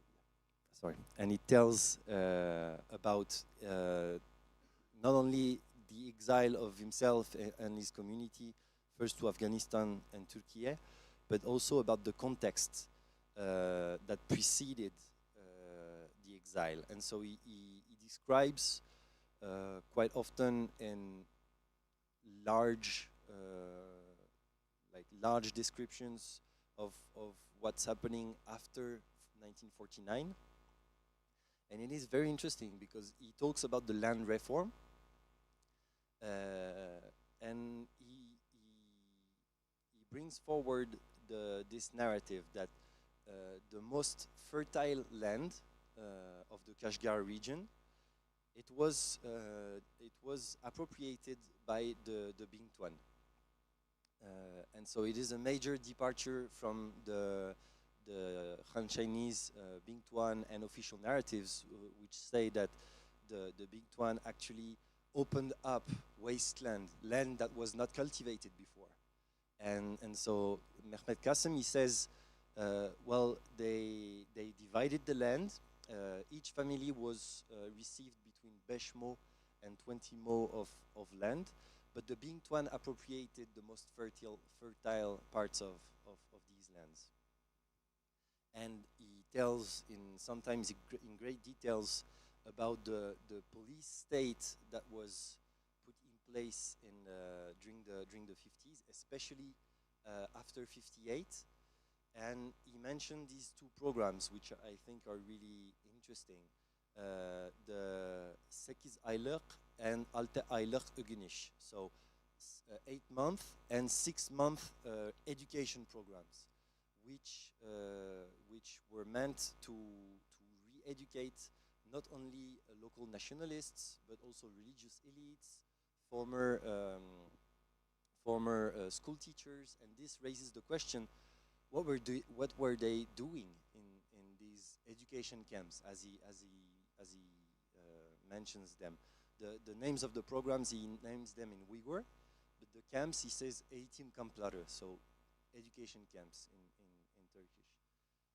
So to me, this first case study is interesting because it raises two questions. First, the Uyghur labor that actually provided the basis for the primitive accumulation of Bingtuan, mainly building irrigation canals, fertilizing the land, land that was then appropriated by the Bingtuan, and because it was fertile already, they could cultivate crops on it. This links to the photo I showed you earlier.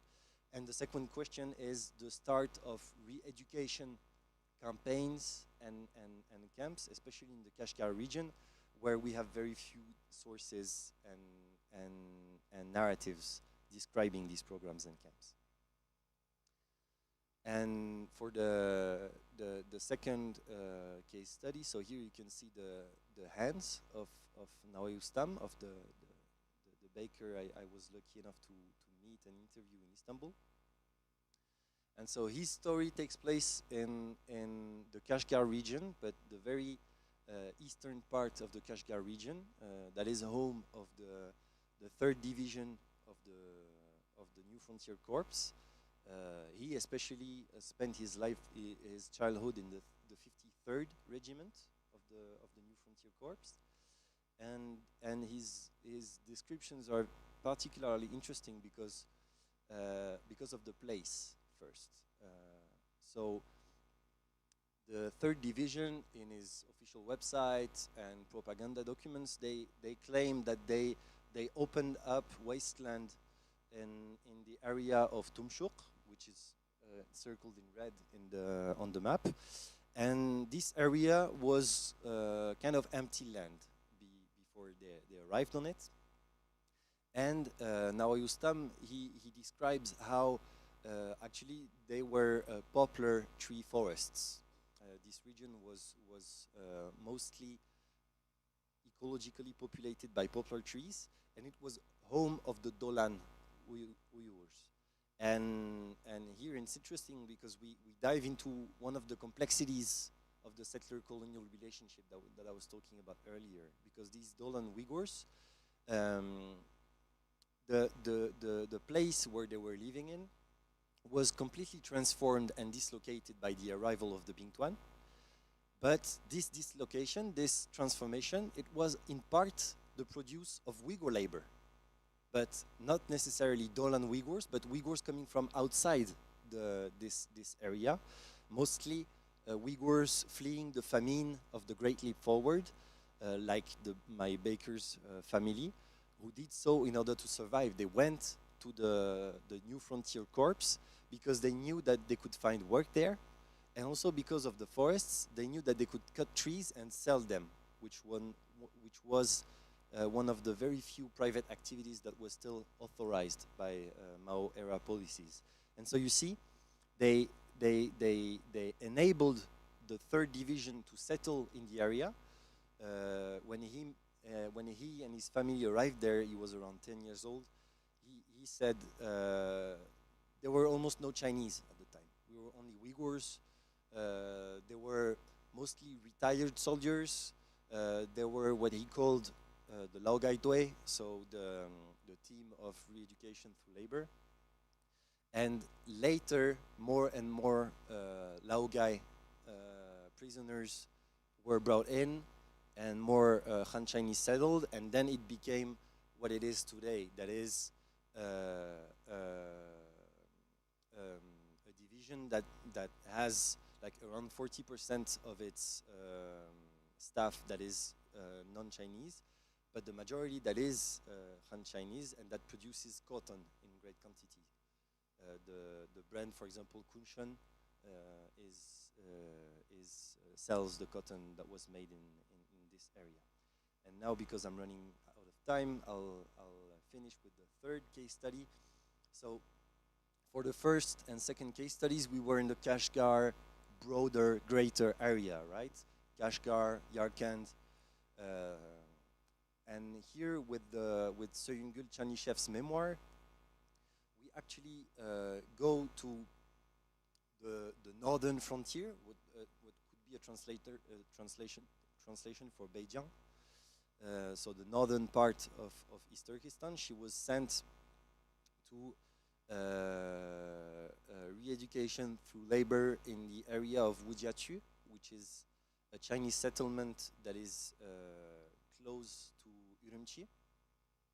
And it's interesting because so she's being sent there in the end of the summer of 1963, and when she gets there, so she says, we arrived there through really old and bumpy roads, and this place it was a very tiny place, Kichik-Kine Brière, and it was mostly populated by Han Chinese of the Bingtuan. She says Bingtuan in her memoirs. And so what is now a very populated city of the Urumqi area, it has more than 200,000 inhabitants today. It was a very small, a tiny little place in the beginning of the and the Shigobi re-education through labor camp where she was sent and where she spent 2 years. Well, it was providing the fruits and the vegetables to the Bingtuan city of Wujiaqiu. And so she describes in very harsh details about the agricultural work she and the other Uyghur and Chinese and sometimes Tatar or Kazakh detainees were conducting in this labor camp.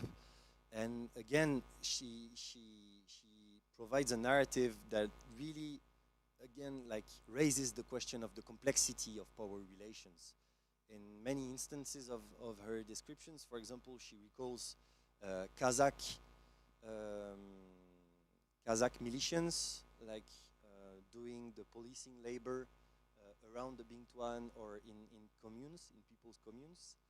And so this source, I think, raises the issue of first, again, the labor that enabled the founding of the New Frontier Corps in some of its major settlements, but also the policing work, the repression work that was carried out not only by Han Chinese, but also by Uyghur cadres and Kazakhs and sometimes Tatar or Uzbeks for the Chinese state. And I'll end my presentation here, and I'm looking forward to your comments and remarks. Thank you so much.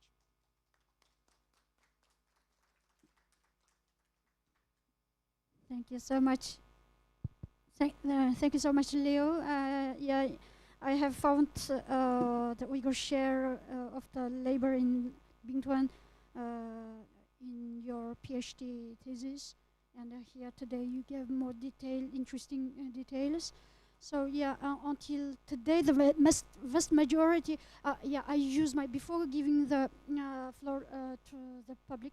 I use my place here to ask my question. So yeah. Until today, the vast majority of research on the Bingtuan, if not all, has focused on the work of its members, who are largely Han Chinese, Han settlers, and there has been virtually no investigative work on the exploitation of Uyghur work. It's generally believed that the land and the cities controlled by the Bingtuan are built by Han settlers. Interestingly, we find here that it's not completely true. There is a significant proportion of Uyghur labor probably in these exploitations. And my question is, can we say that the role of Uyghur labor in Bingtuan's controlled land exploitation and the city construction was deliberately omitted from Bingtuan documents and thus not discovered by researchers working on Bingtuan? How can we explain that cities like Oral in the south, or Karamay, Maitar, and Kutun in the north, which heavily exploited Uyghur workers and the technicians to build themselves, ended up excluding them not only from management positions but also from the city centers? So, thank you.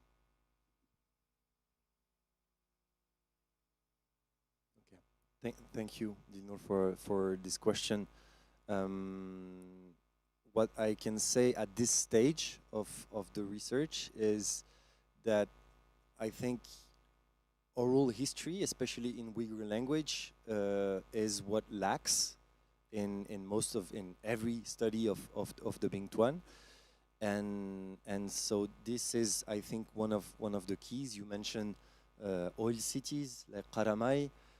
I think there can be a great oral history research project on the history of its construction and running and maintenance, and I'm sure it will bring into light a great share of Uyghur labor. For the Bingtuan, I think it is not necessarily omitted in the sources, but since a great deal of this labor was conducted before the official founding of the Bingtuan or of Bingtuan divisions, probably it does not appear in great details in the archives. and I think there's also a great difference between the divisions from the south and the divisions from the north.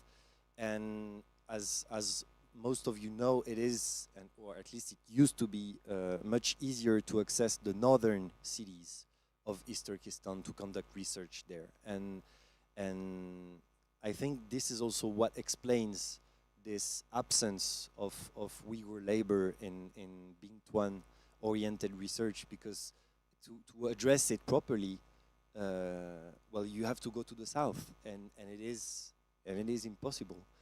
And probably the last point is a missing link between the Bingtuan network and the re-education through labor camp system. And I think here a great starting point is Söngül Chanishev's memoirs, because she talks about the circulation of detainees between Bingtuan farms to labor camps and to newly built or funded cities. And so this is why her memoir is so interesting to me. It tells not only her experience, but also the experience of many people whom she met and who she remembers the names and the place where they came from and where they were going. And here I think there's a complexity that is still to be addressed, like the link between the Bingtuan and the re-education through labor camp and farm networks. Thank you so much. Yeah. Do you have any questions? Rooney?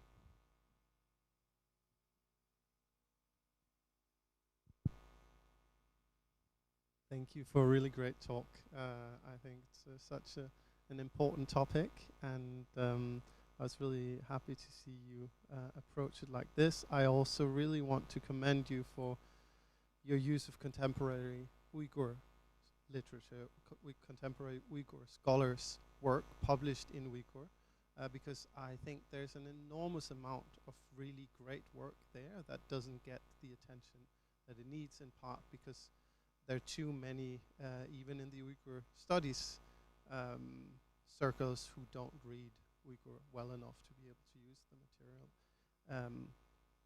So I'm really super happy to see that. I have a lot of comments and questions, but I'll limit it to two. The first is that I would like you to tell us a little bit more about this website, the Huyang website. Also, I tried to look it up, but I got onto some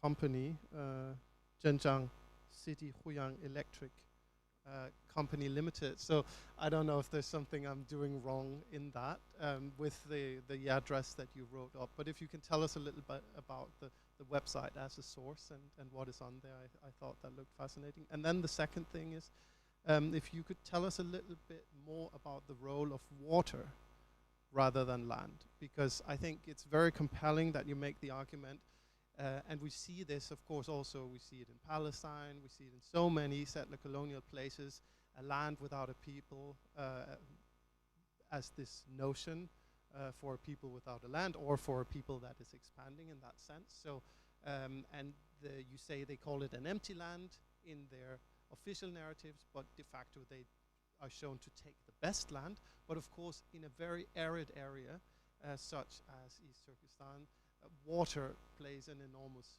role also. So it's beyond the land. Maybe water is even more important than the land, because there's actually plenty of land. It's only if you can't irrigate it, you can't use it for agriculture. So yeah, maybe go into a little bit of the water policies of the Bingtuan, and whether Uyghurs played a role in that too. There was the Mirab Bek before, who was in control of the water. Ildiko Belahan writes about it very clearly, and how they might have been co-opted into the system. Or this is, I don't know this, but it's just speculation on my side. Thank you very much. Thank you for your questions, Rune. So for the website, it is a website, as I understand it, that aims at communicating about recent transformations and mostly newly used tools in Bingtuan farms. Maybe if it doesn't work like that, you can add .com after .cn, and it might work. And so mostly the material that is disseminated through this website is very recent news, technical news about the types of tractors, irrigation machines that they're using. But in 2008, they started to add posts about the history of the Bingtuan, and they do it in a very raw way of just like putting pictures, putting a very few explanations below them, which makes them quite difficult to authenticate or locate, date.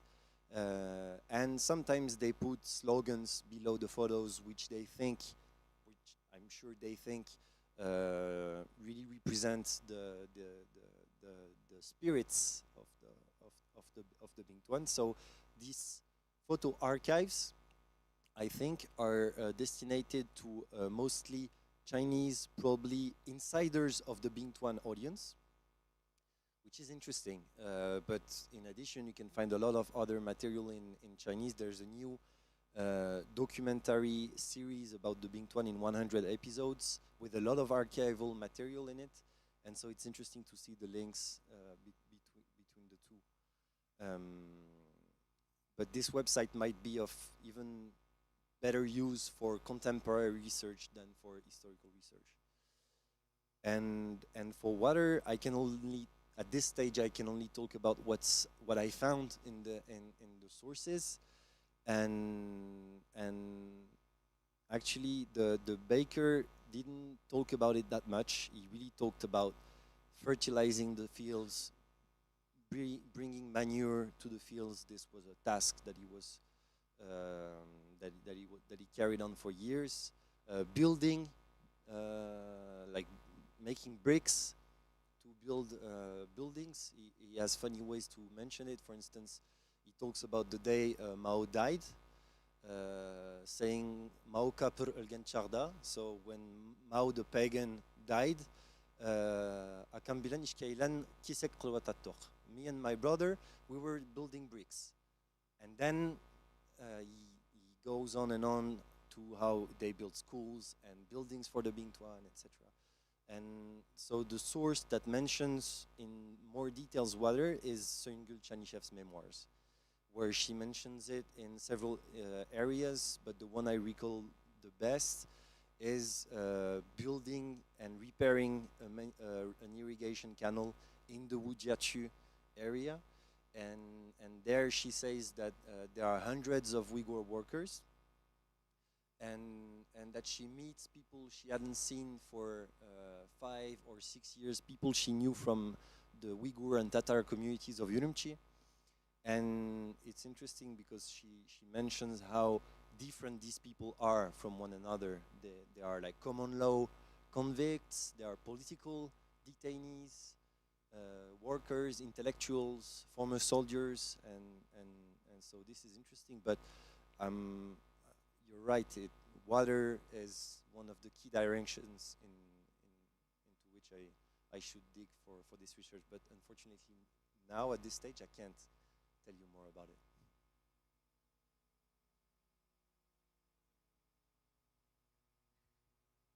Hi. This is really great. I'm so happy more people are working on Bingtuan. I think Bingtuan is so underrepresented.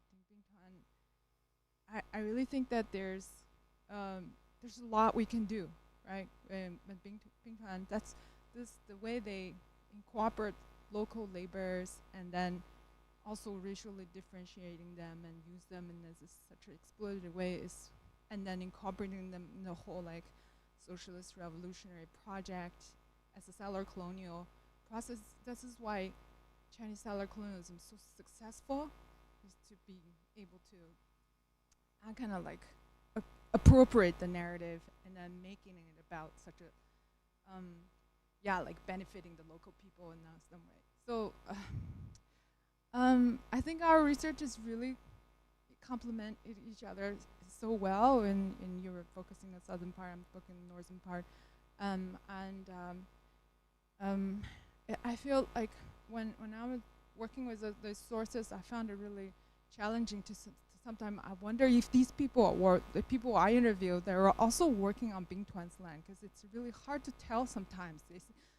Like one of the women, she worked in the Guoying Muchang, like the state ranches. So I wonder if how do you know like what is the connection and like internal like institutional connection between Guoying, like the state-run ranches, and the Bingtuan system? No. I don't. I'm so sorry. I wish I could. Yeah, lots of mysteries, right? Because it's so understudied. Another thing is like I'm really interested in sources. I think that we all face these challenges of access, right? So, can you introduce a bit about like what kind of sources you're using? Other sources, because you mentioned a lot. I wonder what else, and what do you think would be the future like angles in researching Bingtuan and its role in Xinjiang? Thank you. Thank you.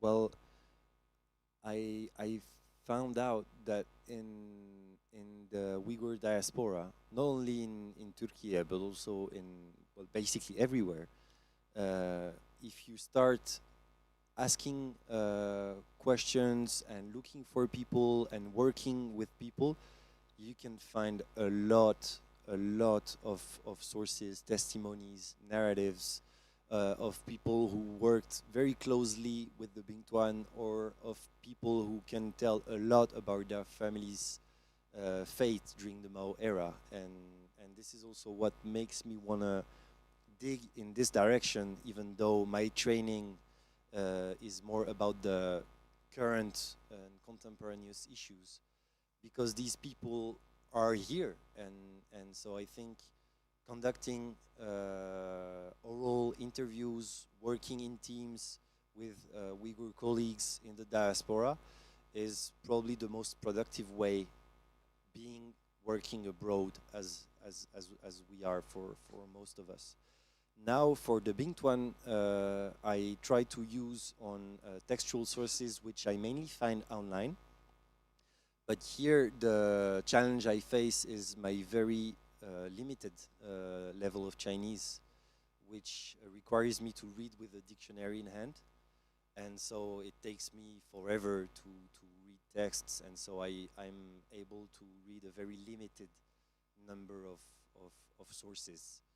But for the Bingtuan, the contradiction here is that they are conducting a lot of work which they would like to hide, and at the same time they're very proud of it and they want to show it. And even though it seems very well structured and organized, I find it very messy, especially online. And so there are a lot of Bingtuan websites. Which one is official, of which division?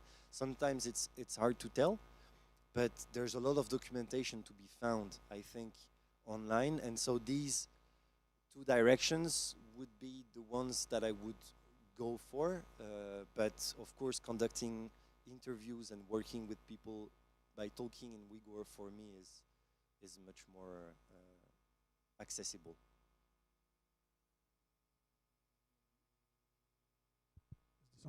Okay, thank you so much for fascinating presentation. I wanted to ask you about two things. One is you mentioned the Dolan Uyghurs in this tiny little corner of Western Kashgaria, I guess you could call it.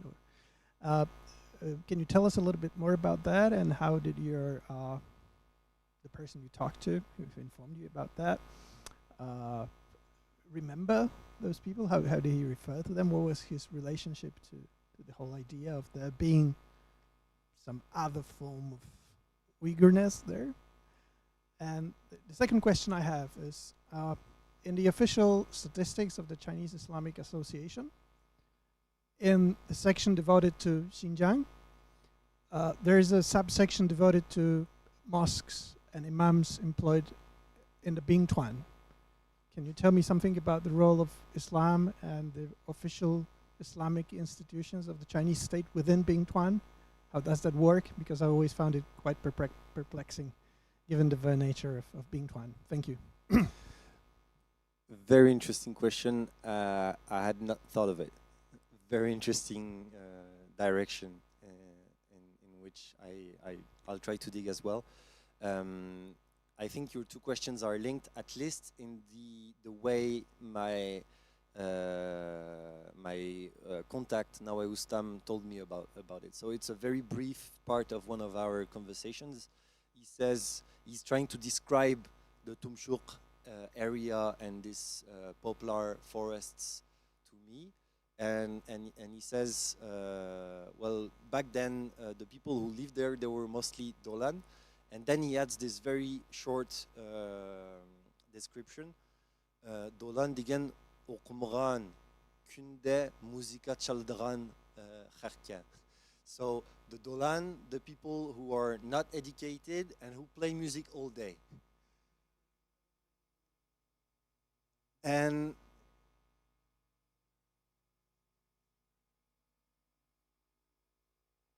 yes, definitely very French way to describe the Dolan actually.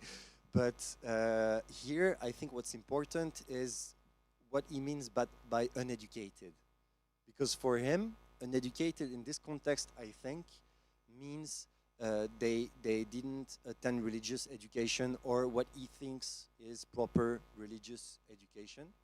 And so this is where he sets the separation, and this is, I think, why for him they end up playing music all day, because they didn't receive this education, this like proper Islamic education. But I'm like, please jump in if you think I'm wrong. And for Islam in the Bingtuan, well, our interview covers the 70s. So there's nothing. Well, at least that's what he says. But he says, I, in my childhood, received no Islamic education whatsoever. In the Bingtuan, at school, we had two disciplines, Til Edebiyat, so language and literature, and Swanshu, so mathematics.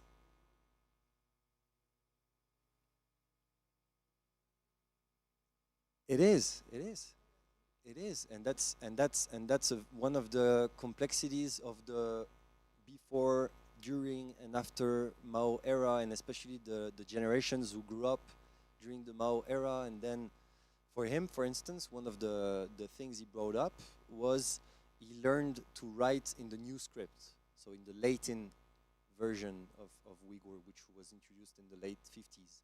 And so he told me, in the Bingtuan, we received no education, no religious education. It was only socialist education. Me, I was really good in literature, and so they made me write poems insulting like the enemies of Mao Zedong and so on. And he said, after after '84, they reintroduced the old script, and we became illiterates. And so this, I think, is also why for him it was really important to get religious training, and he, like many members of his generation, spent a lot of money and energy to do so in the 80s and 90s, because they had been cut off from it during the Mao era.